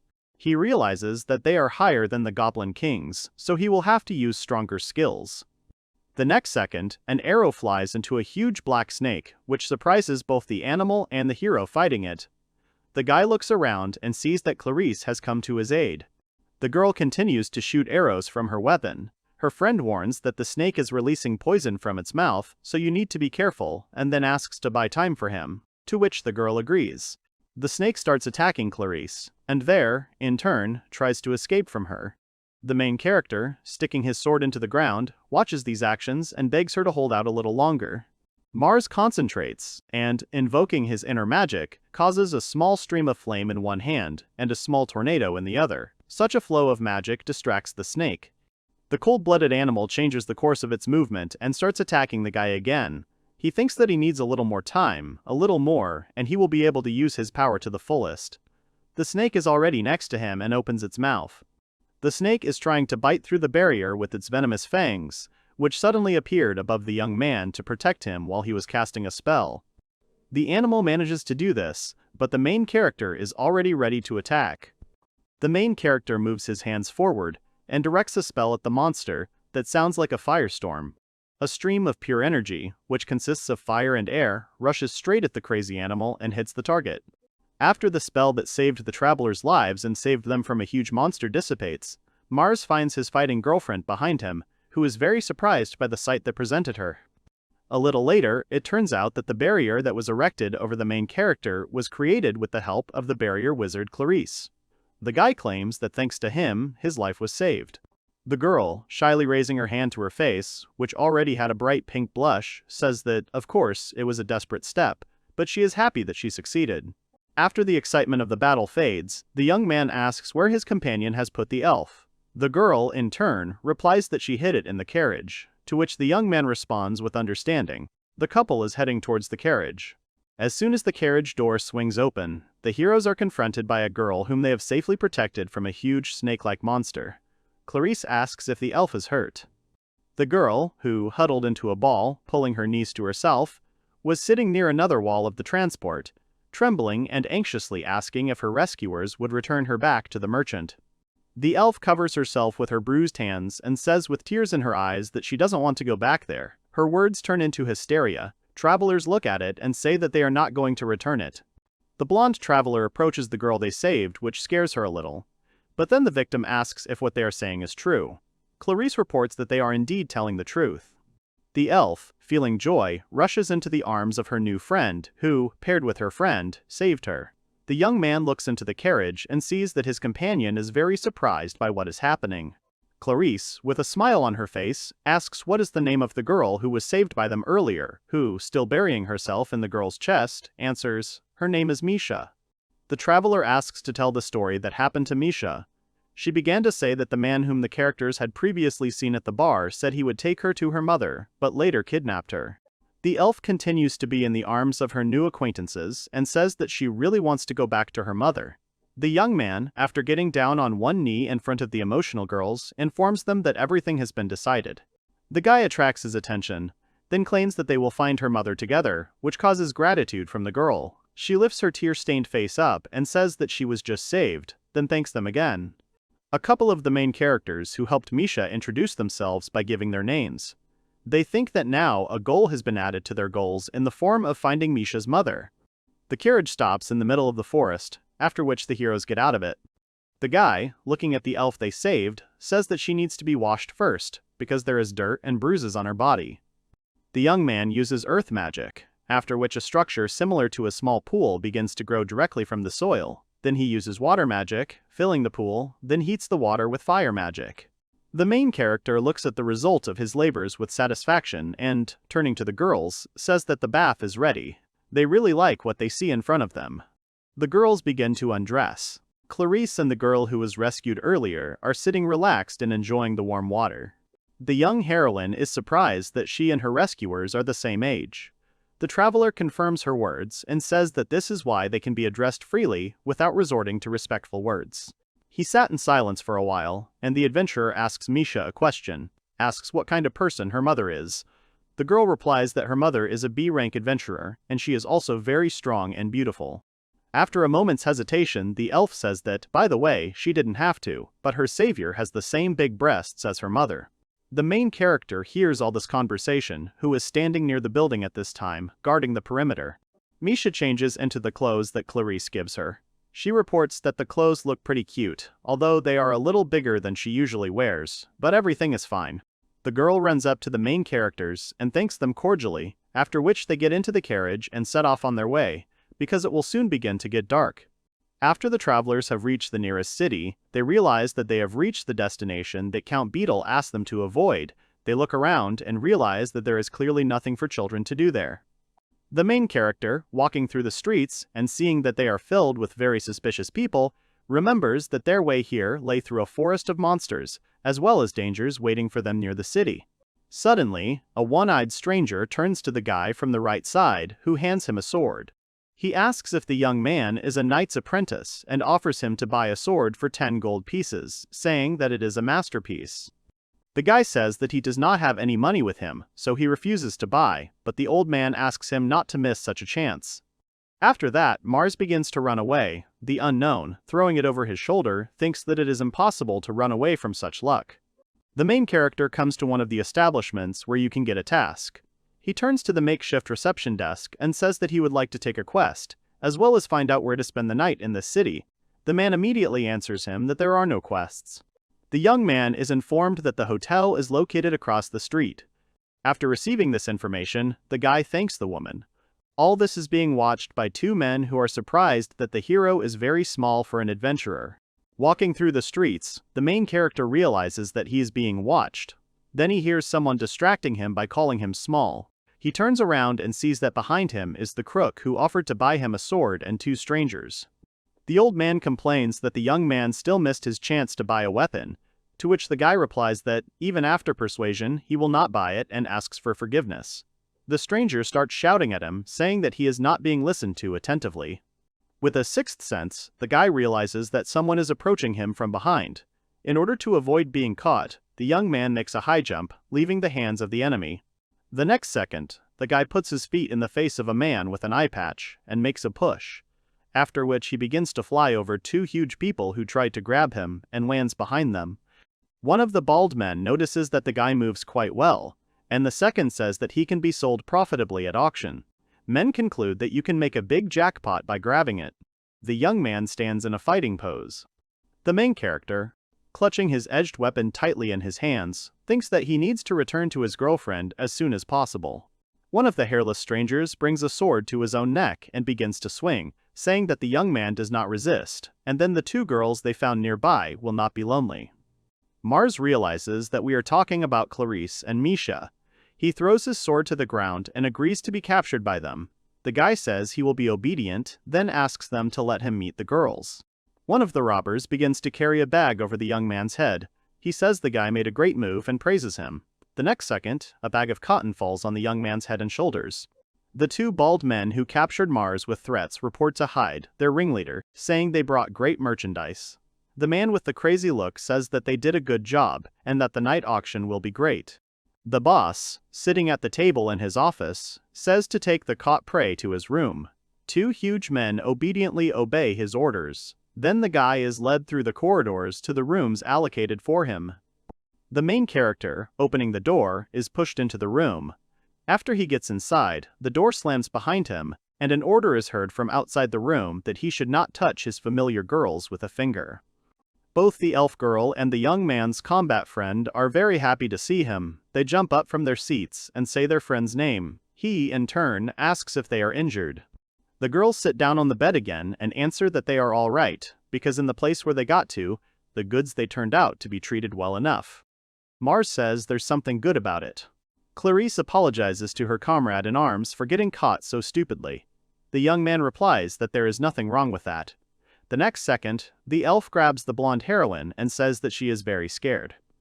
The guy sits down next to the girls and tells them not to worry, because everything will be fine. The young man reports that he deliberately let himself be captured by the robbers in order to save them. Mars says that he will not let them offend. Thanks to this, the tears in the elf's eyes dry up, and hope appears in her gaze. The main character continues to report that as soon as they get out, they will find Misha's mother together, so he asks her to be patient for a while. Joy appears in Misha's eyes, and a healthy blush blooms on her cheeks, as she is very happy with what the young man said and agrees with his words.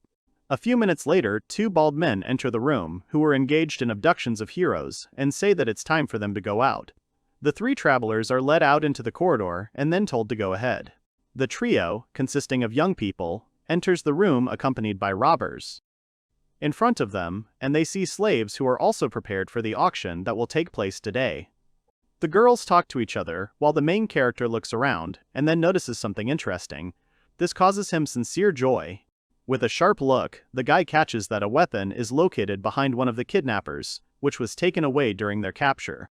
The hero thinks that he just needs to find an opportunity to pick him up. The auction begins. A man enters the scene, to whom the heroes were delivered when they were captured on the street. He thanks all the guests for their expectations and says that the HID Trading Company event is starting. He also informs that today will be the best auction. The masked stranger asks the rich people who have gathered together for entertainment to stay and not leave until the very end, and then announces that the first product is about to appear.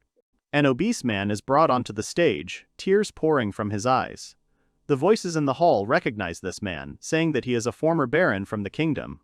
The seller announces that his starting price is 1 gold coin. The man who is bidding starts laughing and saying that he expects cheers from the visitors of his event. With his own words, the merchant causes extra contentment, which flows from the hall.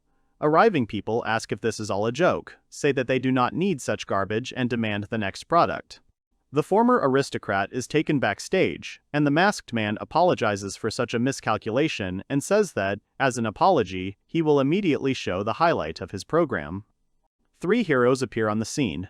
a young man who was caught only because he was threatened with the lives of his girlfriends, and 2 girls who accidentally caught the eye of a robber. They say about the guy that he has no flaws and his price is 50 gold. The blonde girl has clean skin and shiny hair, her price is 100 gold, then she comes to the elf and they say that her price is 150 gold. The masked man says that it's time to start bidding, and invites the ladies and men who are present here to offer their prices, which rich people begin to do. The elf girl hears the hum of voices, and realizes that she may be captured again, against her will, or sold into slavery once again. All this makes tears appear in her eyes, and her body involuntarily shakes with fear. Misha begins to hide behind Clarice, making a barely audible squeak, but all her actions amuse both the seller, who say that the girl was scared by the way the screensavers are made, and one of the men who says that he likes her. An elderly man raises his hand up, and with a sly smile declares that he is ready to give 10,000 gold coins for all 3 of them. This causes great surprise to the whole audience, because the amount is huge, so no one can surpass it. People start crowding around a man who is willing to spend fabulous money for the company of such bizarre people. But then everyone hears a voice that screams and asks them to stop the bidding. The guests see the doors open and there appears a man who made an order at the tavern in order for someone to find a girl who got lost in the forest of monsters. He, standing in the company of his guards, declares that this elf belongs to him. A man in an expensive fur coat, veins standing out on his forehead from tension and aggression, and his eyes narrowed, shouts in anger with a crazy expression on his face that Mr. Hyde has taken what belongs to him. The mustachioed hero gives a command to his subordinates and shouts words to them that they must take what belongs to him by right. And the man who owns the auction, in turn, directs a crowd of his robbers to attack and asks them to stop him. 2 such different gangs are directly opposite each other. Cunning and aggression are clearly visible in their eyes. They stand in fighting positions, their weapons are already ready, and the leaders shout the names of their opponents, after which the battle begins. A young man and 2 girls traveling with him are watching the battle. With his eyes wide open, he realizes that such a mess is a great chance to escape. 2 groups of rivals throw at each other. They stand up in pairs and start fighting with swords, axes, anything they can master. So far, no one is winning this battle, as the forces of the opponents are almost equal. The main character, eyes wide open, watches all these actions that are happening in the hall, where tables were previously placed exactly at which rich people who came to the auction sat. Young people look at all this, still standing on the stage with their hands tied, and think that such a large-scale battle broke out very suddenly. They see a mustachioed man and a masked man starting to verbally attack each other. People who had previously participated in the auction, offered their price for the trio of young people, ask what is going on here and start running away so that they get the blows. The main character realizes that no one notices them anymore. The young man uses magic to untie the ropes that held his hands behind his back, and realizes that they had a chance to escape, but then one of the robbers enters who says that they need to take the young man and the girls. After a few seconds, the man turns around and sees that the main character has already freed himself from his shackles. Due to the fact that the man fell into a stupor, the hero manages to attack him, knocking him unconscious, knocking the weapon out of his hands. The main character bends down to take the ball, but then the weapon begins to double in his eyes. Mars closes his eyes and tries to survive an attack of severe pain. Such actions frighten Clarice, and she asks what is going on and if everything is okay with the guy. The young man pretends that everything is fine, gets up carefully and says that everything is fine, asking the girls to follow him. They agree with this. Their actions are noticed by the auction owner and shouts that they are trying to escape. The masked man, who is still standing on the stage behind the podium, looks at the fighting people and asks someone to come to his aid and detain them, but all his warriors are busy fighting. One of the bald men, who brought Mars and his friends to these auctions, fights with a man in a headdress, then says that he has not had such a fun battle for a long time. His opponent realizes that he is already at the limit. The hairless stranger strikes with the sword for the last time and, as if laughing, says goodbye. The second bald man says he's finished and gets rid of the opponent with one blow. The men who are on the side of the stranger who was the master of the bidding say that the battle was too easy, and the rivals were big and weak, and they could not resist the magic of sleep. A man with a mustache and an expensive coat notices that all his warriors are unconscious. This surprises him greatly, and then his face becomes very angry, after which he calls them useless people. A stranger asks for a favor from a bully in a raincoat. He asks if everything will be alright if his rivals will never be able to fight again. His employer answers this question positively and hands him a huge bag of money. After the warrior removes the hood, the scars that dot his face completely become visible. He says that he won't touch those who run away from him, but if someone stays, they should start praying. The people who stayed after the battle think that the giant is strong enough. Just the sight of him makes the old man with a bandage on his face horrified. An elderly man in a state of shock at the sight of his opponent begins to shout a command, during which his men must complete the formation. Bald men obey him and come forward, getting into fighting poses and preparing cold steel. A huge man immediately guesses the tactics of the enemy. He realizes that the two in the vanguard are blocking the enemy's movement, the magician is preparing a spell, and the last man protects the magician while he is defenseless. The bully sees that two bald men begin to approach him, who look similar enough to each other to mistake them for brothers, whose movements are very coordinated with each other. The guy, whose face is covered with scars, throws a money bag in his hands, which was given to him by the customer, thinks that such a tactic would work if he were a monster. After that, he throws a money bag directly at the magician casting the spell. The next second, a huge man quickly approaches two hairless rivals who are still trying to attack him. He asks where they are looking. One of the bald men tells his teammate to cover him while he attacks his opponent. His colleague agrees with this tactic and begins to fly at the enemy, whose eyes become insane, the capillaries in them burst. The bandit who took over the distraction cannot cope with his opponent's huge sword, because he pushes him away so much that he crashes into his colleague, then they fly off the battlefield together.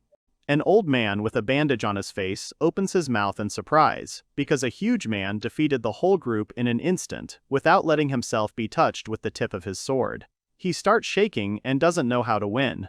The giant starts running at the gray-haired man, which only scares him, which is why he recoils and tries to leave the battlefield with a scream and tears in his eyes. A huge man knocks his opponent into the ground with one blow. His actions are monitored by the main character, who took on the battle with other robbers, as well as his client, and the commander of the opposite side. A small crater remains in the hall where the tables were previously set up and the auction was going on after a ferocious ball strike. The giant realizes that Guido's quest is over. The warriors run away from him, shouting that he is a monster. A man with a sword on the edge turns to the stage and notices a young man with a sword there.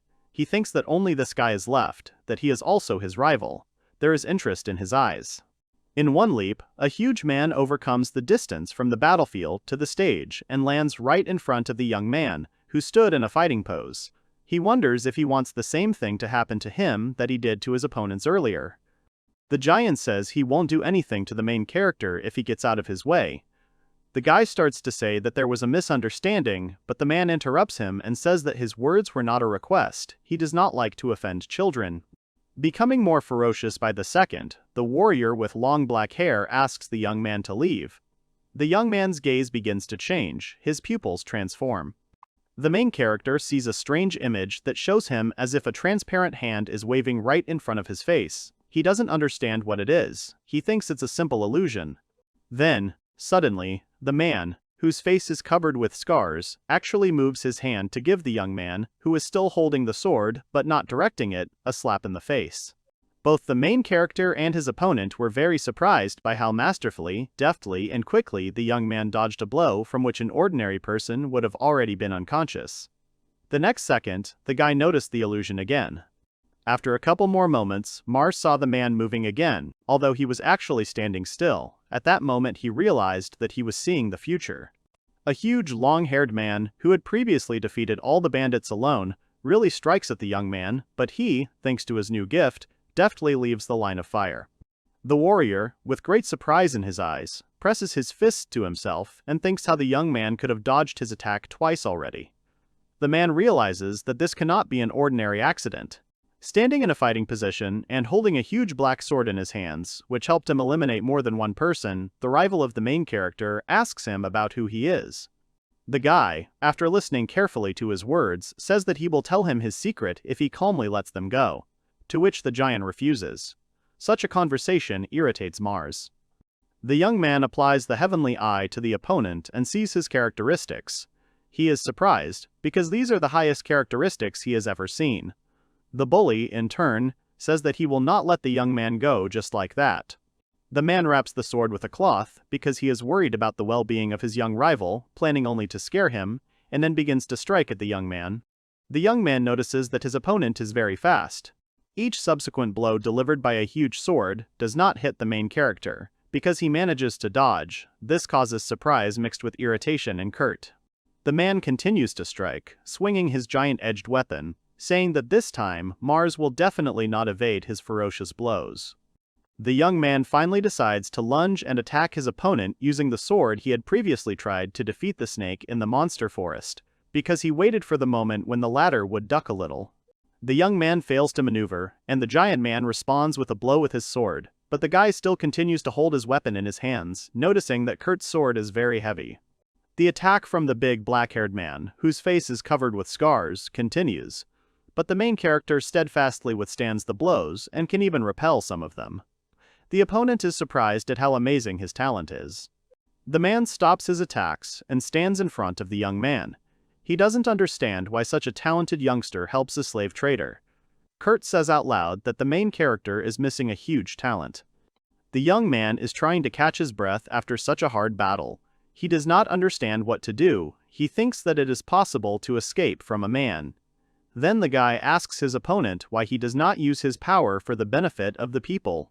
The main character's thoughts become panicked. He does not understand how he can save Laris and Misha. He keeps yelling at the scarred man and saying that he cheated and kidnapped the poor elf girl. Suddenly, the opponents notice that something is happening on the stage. The auction owner begins to slowly approach the two girls who are traveling with the young man, holding out their hands to them. The young man and Kurt simultaneously launch an attack in order to prevent the girls from being abducted from the stage. The guy uses a water blade spell, and the dark-haired warrior helps him with his huge sword. The simultaneous use of both magic and weapons turns out to be so effective that it tears the scene into two parts. Both people who took part in this look pleased with their work. Suddenly, the mercenary turns to the young man and says that he was very mistaken, informs him that he is not his enemy. He starts talking about his real client. Kurt informs that the one who actually hired him is Misha's mother, whose name is Sasha. A statuesque elf with a weapon at the ready, walking with a confident step, is just approaching the house where the auction was held. After the heroes found out that they are not enemies to each other, but a huge man takes off his ballcloth and asks what the young man's name is, and what kind of technique he used, because it does not look like fencing. All this is being watched from afar by a man who gave Kurt money to deal with his enemies. He doesn't understand why the rivals suddenly became friends. The slaver who came here for his loot, a little embarrassed, asks if his warrior could bring him an elven child. During these conversations, he does not notice that an arrow is pointed at him.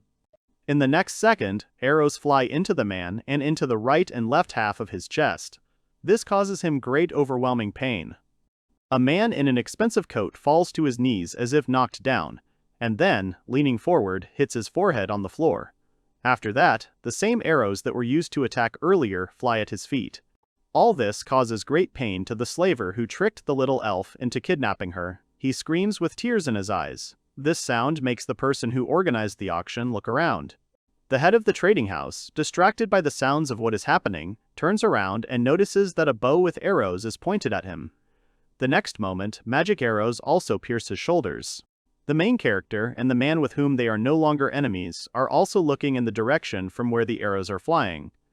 Suddenly, one of them is heading towards the young man. Mars, having hesitated a little, would not have had time to deviate from the path along which the weapon flies. But Kurt covers him, who, turning around, informs him that his customer is already here. The man looks at the elf, who attentively watches what is happening in the building where the trade in magical creatures took place. Then he shouts to her that the person she shot last is not her enemy. Kurt suddenly turns around and starts walking away.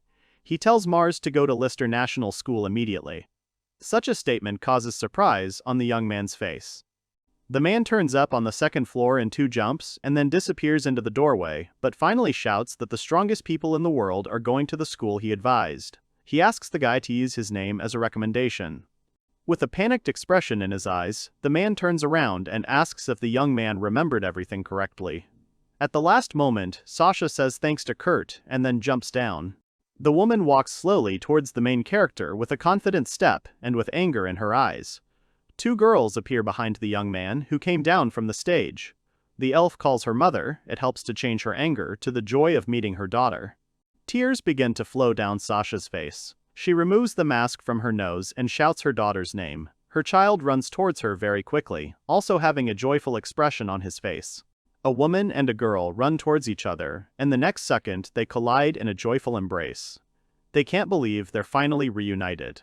Misha, feeling tears in her mother's eyes, says that she is sad. Sasha admits this, but says that now that she is reunited with her daughter, everything is fine again. The woman continues to squeeze Misha in her arms, because she is shaking and says that all this happened because of her. Mom turns the girl around and tells her that now everything will be fine with them, and she will never leave her again. A couple of the main characters are watching all this. They are happy that the family reunion has finally happened, because they were very worried about their new friend. Suddenly, the young man begins to sway from side to side, his eyes go out, and his head begins to tilt back. He uses a huge amount of energy to fight and falls right into Clarice's arms. The girl informs the young man that he did an excellent job and did a good job. The young man, still in her arms, agrees that everything went well and also thanks his girlfriend. Misha, who is sitting in her mother's arms, points at a couple of heroes and says that they helped her. After a while, everyone starts talking about what really happened. After all the problems were resolved, Mars and his faithful companion decided to invite them to the hotel where Sasha is staying now. She asks if the young people are hungry and carries them a tray on which the dish is covered with a huge dome. There is a huge fried chicken under the dome, which is surrounded by all kinds of vegetables and mushrooms. The girl's mother, who recently ran away from a monster in the forest, asks her daughter's rescuers to eat enough. All the characters start eating, rejoicing that this day is finally over, and you can relax, eat, and relax. Sasha is closely watching her daughter, whom she has already missed in such a short period of time, during which they parted. While the characters were enjoying their meal, Sasha told them that the city they found themselves in, called Ganao, had recently literally become a hotbed of crime. The young man, hearing such words, finally understands why Count Beetle told them to avoid this place. The elf, sitting opposite, reports that it is too dangerous for children in the city. The woman holds out a heavy bag, tightly stuffed with money, and says that this is her gratitude for everything that a couple of travelers have done for her and her family. Sasha says that, of course, she understands that the amount in the bag is not enough for them to return her daughter, but they complain that she also spent a lot of money looking for Misha. An adult elf with enthusiasm in her eyes begins to shout that she is truly grateful to them from the bottom of her heart because they saved the most precious thing she has, so they ask her to thank them properly. The main character reports that such a bag of money is enough for her heartfelt thanks to thank them. The guy also says that they are very glad that they met Misha. A young man and his faithful companion stand in front of a small family and begin to say goodbye to them, saying that they will miss the elf and her daughter. Clarice also promises that they will definitely see each other someday. Sasha and Misha, in turn, look at the travelers with gratitude on their faces and also say goodbye to them. The carriage begins to drive down the street, moving further and further away from the family, who shouts another thank you after them. The carriage soon disappears over the horizon. The girl and the young man continue their journey, leaving one city surrounded by a fortress, after a while approaching another. A couple of travelers enter a wooden two-story hotel located on one of the streets of the city and ask the owner if he has 2 spare rooms in his house. But, after a second, Clarice, without thinking about what she is doing, grabs Mars by the sleeve and wants to start a conversation. The companion of the main character, a little embarrassed, but still talking, asks him if they can spend the night in the same room today. The girl confidently looks at her friend and informs him that the beds in the rooms are separate anyway, so this should not cause them embarrassment. The guy is very surprised after such an offer. Some time later, the heroes who went on a journey are already sitting in the room they rented. They are sitting on different beds, but they still feel awkward sitting next to each other. The main character decides to diffuse the atmosphere and tells his girlfriend to go to the bathroom first, but the girl, on the contrary, declares that she has been taking a bath for quite a long time, so it's better for Mars to go first. The young man begins to argue with Clarice, saying that he is a gentleman, so he must let the lady go ahead. His girlfriend reports that she finds people who call themselves gentlemen very suspicious. The conversation causes the couple to have a fit of laughter, after which the atmosphere of awkwardness that prevailed between them after they found themselves in the same room slowly dissipates. Clarice, sitting in the bathroom, realizes that, after all, she and Mars ended up in the same room. She looks up and, with embarrassment on her face, thinks that nothing will happen because their beds are, after all, different. The girl suddenly jumps up and begins to justify her offer by saying that she would be scared if she were kidnapped again. She believes that it is safer together than alone, and also that it is much more economical to rent one room. After a few minutes, the girl finally sinks into a hot tub where she can relax. After all her thoughts, she concludes that she wants to get a little closer to the main character. He, waiting for his girlfriend in the room, examines the stone. The young man sees that his crystal begins to shine, which causes him great surprise. He jumps up and abruptly sits up on the bed, because he understands that if the stone glows, then his family is somewhere nearby. The young man shouts through the closed door that leads to the bathroom that he will leave for a while, because it looks like his family is somewhere nearby. Clarice gets up in the bathroom, where she had been lost in her thoughts, and asks her friend to stop and wait for her. The guy, not listening to the words of his good friend, runs out of the hotel. Once on the street, he starts running in an unknown direction, thinking that one of the family members has come to pick him up, and wondering who it could be. The main character sees his father and brother in front of him, in whose hands the crystal also glows, and on their faces there is an expression of deep surprise. The man and the boy, who were previously called by the young man, begin to run in his direction, and he, in turn, hurries to meet them. A second later, the family finds themselves in each other's tight embrace. Sitting at a table in a tavern, Clarice introduces herself to her friend's family, giving her first and last name, saying that she is pleased to finally meet them. The father of the main character says that he is Bryant, and also reports that he read about the traveler in his son's letters. The boy who is sitting next to him at this time says that he is Mars's brother, Ike. The heroes sat comfortably at the table, and after a while the food they ordered was brought to them. The food turned out to be kebabs. Zeke invited everyone to the table and said that they could have a great conversation over food. A young man and his girlfriend are sitting with both cheeks eating the food that the father of the first ordered for them. The man, in turn, enjoys a drink from a wooden mug. After the company started eating, they began to talk about what obstacles the travelers encountered on their way. They talked about the battle with the infernal snake in the Forest of Demons, about Misha and Sasha, and about the auction. Zeke's face shows both an excited and surprised expression at the same time. He doesn't understand how the heroes were able to overcome so many challenges alone. Then he says that his son is doing well, and he is proud of him. After the heroes have eaten a hearty meal, they get into the carriage that belonged to the young man's family. His father looks around and asks if they took everything with them, if they left anything at the tavern. Mars, his brother, and the girl who accompanied him during his adventures, sit on the floor of the cart and report that they have everything with them. An adult man pulls the reins and informs them that they are going home. The cart slowly passes through the gate that leads to the exit from the city. The heroes cross fields, bridges, then begin to approach the castle, which is surrounded by ominous darkness. The family and Clarice had been on the road for a long time, during which they coped with the monsters they encountered along the way. This was done by a girl who owns a bow. After she destroyed the monster, everyone praised her. Also, during the halts, the young sorceress helped the horse, which quickly got tired of such a fast pace and a long journey.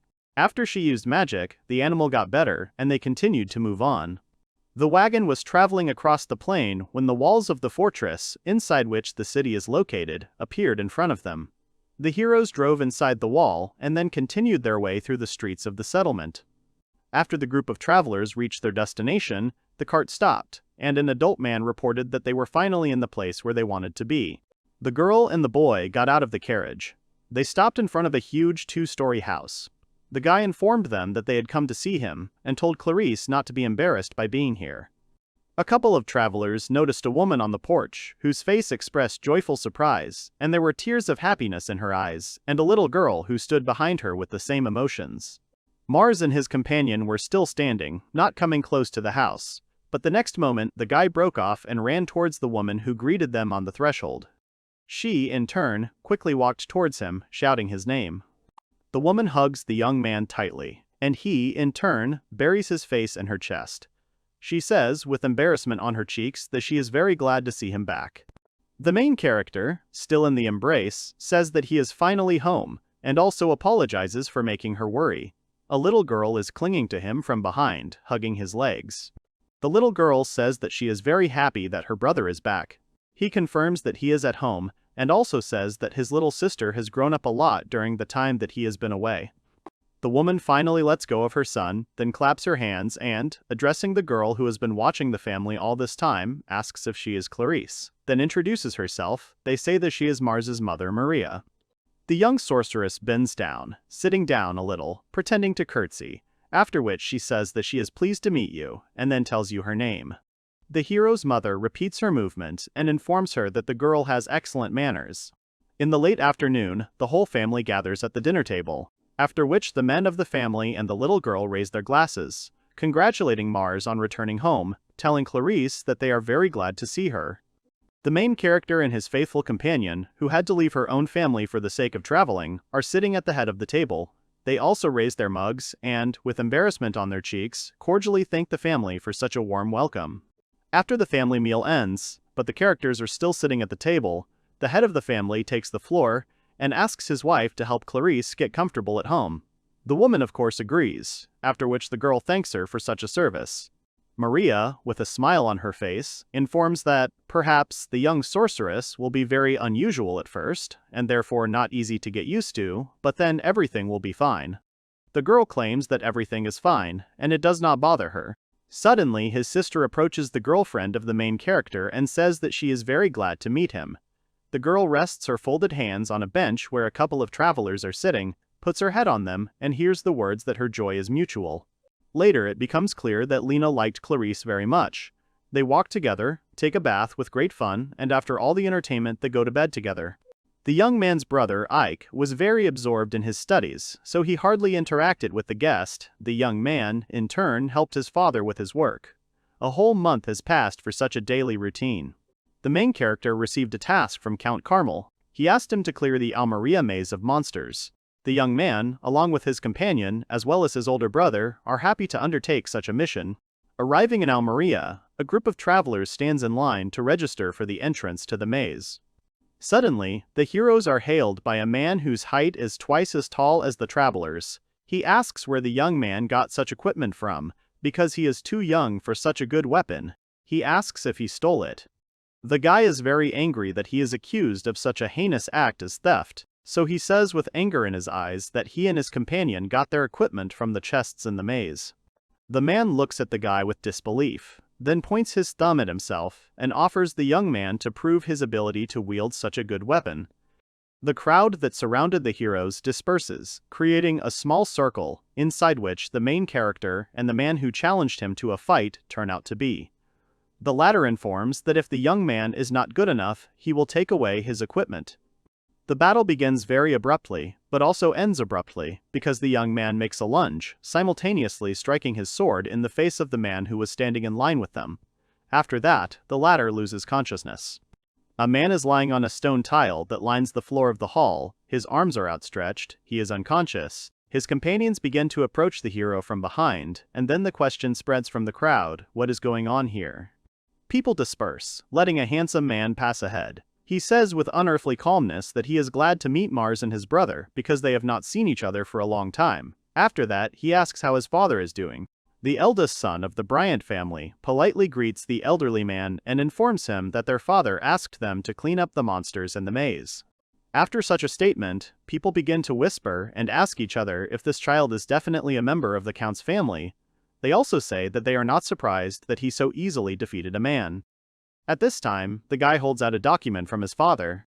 A longtime acquaintance of the Bryant family tells the heroes who agreed to help in clearing the maze that he is very grateful for their actions. The travelers politely agree to his gratitude. Eventually, a group of adventurers find themselves in front of a huge entrance to the maze. After they get inside, the guys see big silver birds that fly under the ceiling, and then they start attacking them. The main character's brother informs that these silver birds are D-rank monsters, so he asks his brother and his girlfriend to get ready. The company gets into a fighting position without relaxing its vigilance. A massacre begins to ensue. Ike uses his spear to forcefully pierce birds with it. Mars uses magic to destroy monsters, and Clarice uses a bow and arrow. After the battle is over, the heroes get up and try to catch their breath. But then they see that a magnificent mountain of magic stones appears in front of them. They are thinking about how to take these stones, complaining that it is impossible to take them all. The company amicably decides to return home after such a difficult ordeal. and the older brother of the main character offers to talk to their dad about what to do with so much loot. Upon returning home, the heroes share the events in the maze, to which the head of the family replies that the problem is that there are too many magic stones, so it is impossible to take them all, and the next second says that they are going to buy a slave. Such a sharp offer from Count Bryant causes surprise on the face of all three travelers who recently returned to the mission. A company of young people, led by the head of the Bryant house, comes to an institution where you can buy a slave. The seller asks if they are looking for someone who has high dexterity and strength to use as a porter, and then offers them a slave. After the seller hears the words that the father of the main character is not against his proposal, he asks them to follow him. People amicably pass through a huge hall that stretches over 3 floors. On each floor there are a lot of animal people. The guys start to look around because they have never seen such a sight before. The slaves standing in front of their rooms are leaning over the fences of the floors and carefully watching the delegation of 4 people who came to them.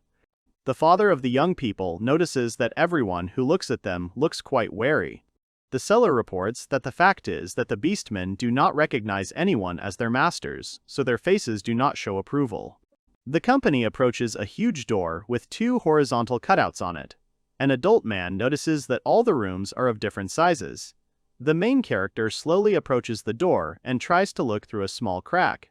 Looking carefully inside the room, Mars notices that a blonde man is sitting on the carpet in a rather relaxed position, leaning on a lion, with a small bow attached to his ear.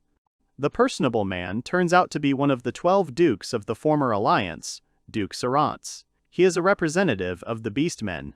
The seller says that the man was expelled as a result of a coup d'etat, after which Count Carmel sold him at an exorbitant price. He had acquired it, of course, but the Duke had said that he would not obey someone weaker than him. The young man continues to look at the Duke sitting in a relaxed pose. Then he decides to apply his heavenly eye ability to it to see all its possibilities. The representative of the Beastmen notices that he is being watched very closely. He does not really like it, so he quickly approaches the door with a furious look and swings at the main character, which causes his surprise.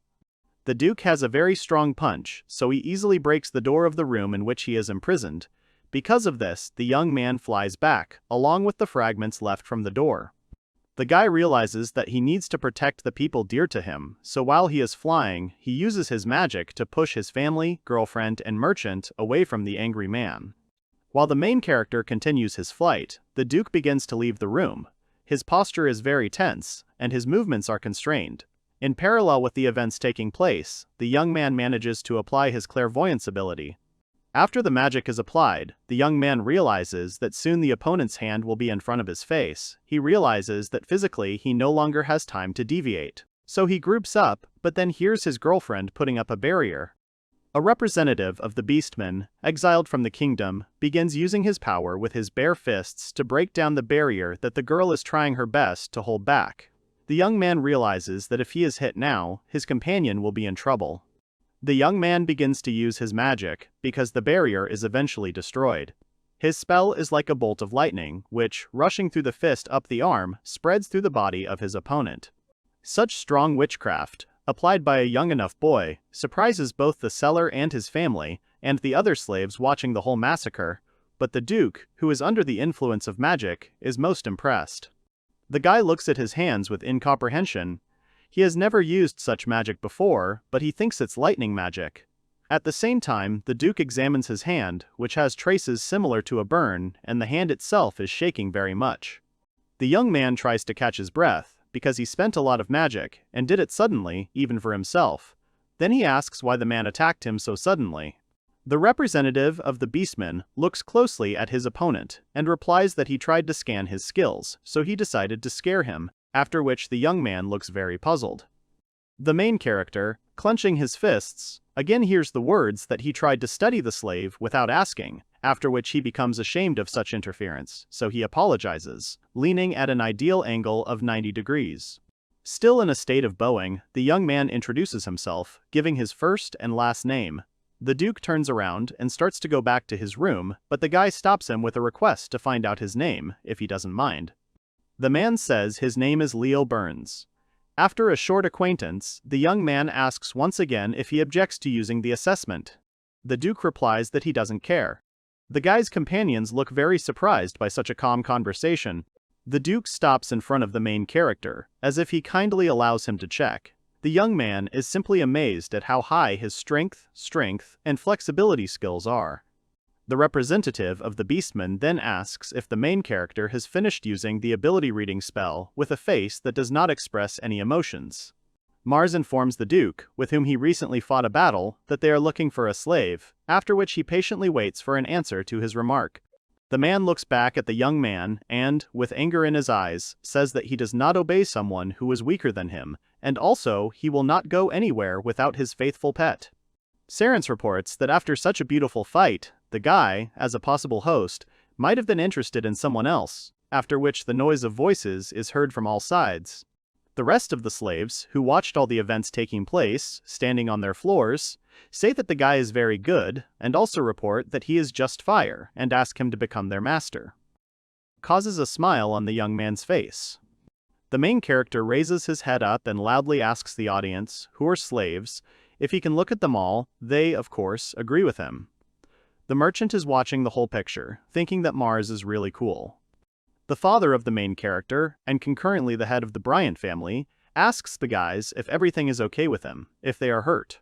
A group of friends replies that they are fine, they did not get a single blow. The guests of the establishment for the sale of beastmen choose from the total number of slaves only 5 that they like. In front of them are 3 brothers of the Black Wolf, Mac, Guy, and the youngest of them is Oru. Along with the men, 2 girls were chosen. One of them is Rei, and the other is Misa, who bows modestly and says that she is pleased to meet. The second girl says that she is also glad to serve these gentlemen. The father of the 2 brothers stands in front of the slaves chosen to work in the house, as well as to take out all the jewels from the maze, and tells them to go with them. The company appears next to a magnificent 3-story house that was rented by Zeke Bryant in order to house the people they acquired for their ministry. A door opens in front of a huge company, after which they enter a room that is a dining room. The Count suggests eating first, and then discussing work and the distribution of responsibilities. Everyone sits down at a huge table full of various phenomena. A slave with short black tails on her head asks if her new masters mind that the servants eat with them at the same table. A voice next to her asks why she thinks they shouldn't eat with people together. The girl abruptly gets up from her seat and, pointing her finger at one of the Beastmen brothers, reproachfully informs Tom that he must learn to treat with more respect. From such a sudden verbal attack, the young man looks taken aback and sharply agrees with the words of his colleague. The head of the Bryant house looks at all this and says with a smile on his face that everything is fine, because there is nothing terrible in the behavior of their new servants. A man turns to his eldest son, asking him to deal with the issue of slave education, but tomorrow. The guy enthusiastically agrees with the task assigned to him. After the heroes and the beastmen have finished eating, the father of the protagonist informs them that it is time for them to begin discussing the duties for which the slaves were acquired. The man, to begin with, talks about the most important rule of their house, which warns that slaves should not attack their masters under any circumstances. Zeke later reveals that they will move in 3 years. The head of the house informs that after the event he mentioned earlier happens, he will take 3 male beastmen with him to the dungeons while the girls will serve in the estate. After dinner, the characters began to be distributed around the house, which was rented for a while by Count Bryant. Then they went to their rooms, having previously decided who would sleep with whom in the room. After night falls, the lights are still on in the 3-story house, and the words of the protagonist's father are heard from inside that all preparations will begin tomorrow. The 3 Beastmen brothers went to the Adventurers Guild, where they confirmed their qualifications as E-rank adventurers. When they went outside, they immediately began to brag about their titles. The dark-haired guys approach Ike and enthusiastically ask their master what they should do next. The young man replies that he will give them tasks after he sees their abilities in action. The eldest son of the Bryant's family takes the slaves to the maze where they were earlier. After they were inside, the young man told them to defeat the monsters. The creatures that the slaves bought in the trading house had to fight were stone lizards, whose characteristics are quite high, but the servants of the House of Bryants are not amiss. The brothers, without hesitation, rush into battle, abruptly taking off from their place, moving away from their masters. The emotions of the young men are very different, starting with the expressionless face of Mac, ending with the cheerful face of Guy. Everyone involuntarily chooses one creature to fight with, because the number of monsters with shells is also 3. Everyone assumes a fighting position.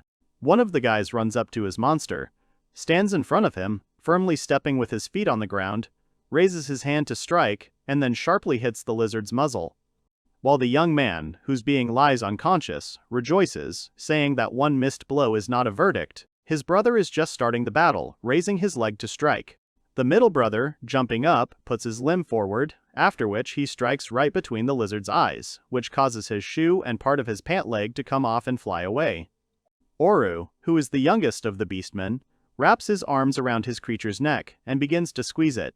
After such an extraordinary series of actions, the monster loses consciousness. When the battle with the stone lizards has been completed, the brothers begin to hobble towards the main character, his brother and the girlfriend who travels with him. Oru is holding onto his back, which was touched by the monster, and Mac is standing in one shoe.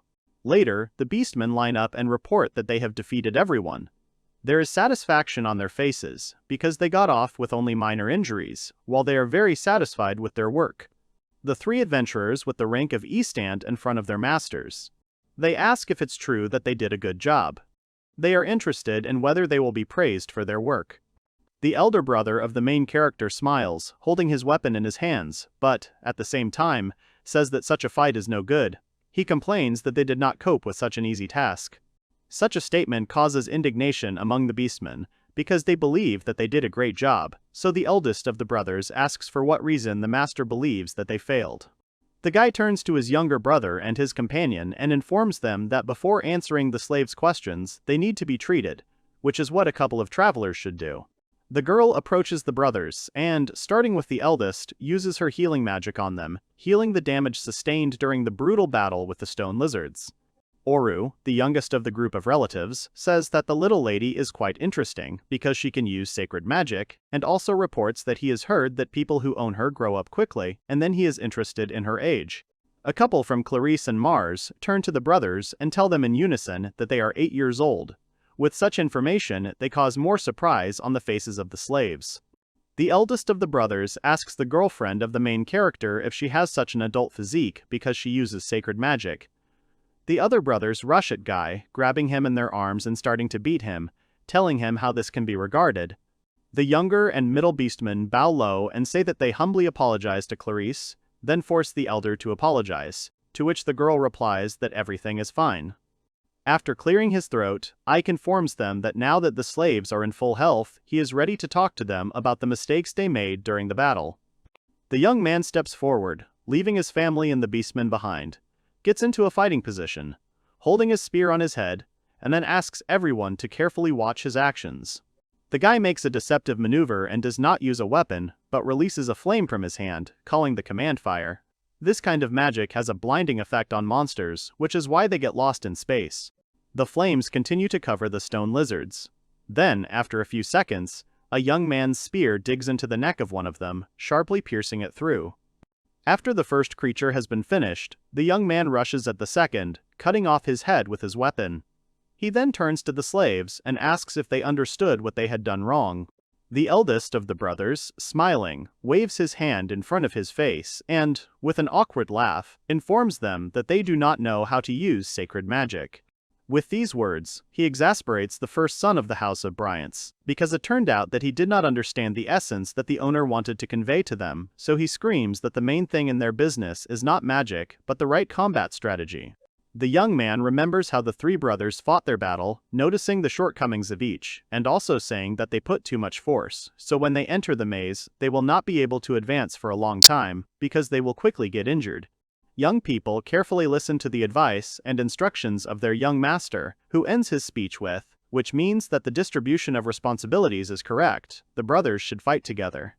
The guy calls the grizzly bear to them and informs them that he wants to make sure that the slaves understood his words correctly and will do everything without injury. The bear has great strength and endurance. He raises his huge paw to strike, but his attack is knocked down by his older brother. While the animal is distracted, an Oru is directed at it and takes a firm grip, thereby immobilizing it. The last step to the victory of the three beastmen is the middle brother, who jumps high, bends his leg in flight and strikes it right on the head of the grizzly. This finishes off their opponent. The relatives stand and look at the result of the work they have done, after which they turn to their young master and ask how the fight is for him, and whether they have coped with their task. The guy raises his hand in front of him and gives a thumbs up, thereby assessing their abilities. The beastmen are glad to be praised. The company goes further down the corridor, and then the voice of one of them is heard, who says that they must first go up to the second floor and fight monsters there and then go home. As soon as the guys with their slaves are on the floor above, everyone freezes in shock, opening their mouths, because they are faced with a terrible sight. None of the adventurers understand what is going on there. The youngest son of the Bryant family reports that he did not expect so many insects on the second floor of the maze. Then he notices that there are a lot of ants there, and says that it is necessary to warn the guild that there is danger.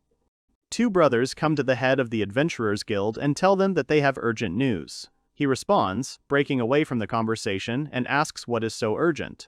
The man introduces his interlocutor, calling him Margrave Evan Saurum. The mustachioed old man says he's glad to meet Mars and Ike. After such a short conversation, an acquaintance of the Count's family leans forward and impatiently asks the unexpected guests to move on to the news. The young man says that in the maze on the second floor, they found a huge number of insect monsters. The head of the guild jumps up from his seat and asks if they are killer ants. This question surprises the two young adventurers. The man continues to broadcast that the monsters he is talking about devour everything around, and thanks to this, they multiply rapidly. They should live in the forest of death, but for some reason, they ended up in a maze. The old man complains that if the number of ants continues to grow, the maze will no longer be able to feed them. After that, the man lowers his eyes and realizes that he does not know how to cope with this problem. Several minutes pass in awkward silence. The brothers, the head of the guild, and the old man who had previously talked with an acquaintance of Count Bryant's are silent. Suddenly, the latter looks up and asks Mars and his older brother what they would do if they were in his place. This makes the boys think, but then the younger one raises his head and starts saying that he has come up with a way out of the situation. The main character reports that he would have called 3 groups from the ranks of Erguzia, Brown Shield, Blue Fangs, and Red Wings. After that, the guy continues, he would then convince to join such an improvised army of beastmen slaves. In the end, he would have called the best adventurers in the city, and it would have turned out to be a small army to fight monsters. The young man, sitting surrounded by his brother and 2 adult men, continues to tell his plan, saying that all his past proposals are not yet the final version, because the most important thing remains. Confidently looking ahead, the main character informs that the presence of Mr. Burns, whom he saw in the house where slaves are sold, is absolutely necessary in this detachment. The words of the young man inspire faith in adult men, which is why they jump up from their seats to the words of the boy that you cannot give up, you need to fight with all your might to the end. After Ralph heard about the beastman's strength, which defied anyone weaker than him, he agreed to such a plan. He ordered to contact Count Bryant quickly. The next day, in the early morning, an army is assembled, consisting of all the people previously named by the guy. The father and mother of the main character are standing in front of them, saying that they should start. A detachment of Brown Shield, Blue Fang, and Red Wings also gathered in one room. Mars and his faithful companion are watching all this, and the guy's brother is also with them. Their dad asks what the beastmen decided. Evan Saurum reports that almost all the slaves who are beastmen have agreed to help destroy monsters that look like giant ants, but the Count complains that he couldn't even talk to Burns. The man turns to the main character and, looking into his eyes, says that the guy sitting in the room with the lion told him to come visit himself and try to convince him to participate in their plan. After a while, the young man is already standing in front of the open door of the cell where Burns is located. He stands in the doorway and, looking down from high, says that he thought he would never see him again,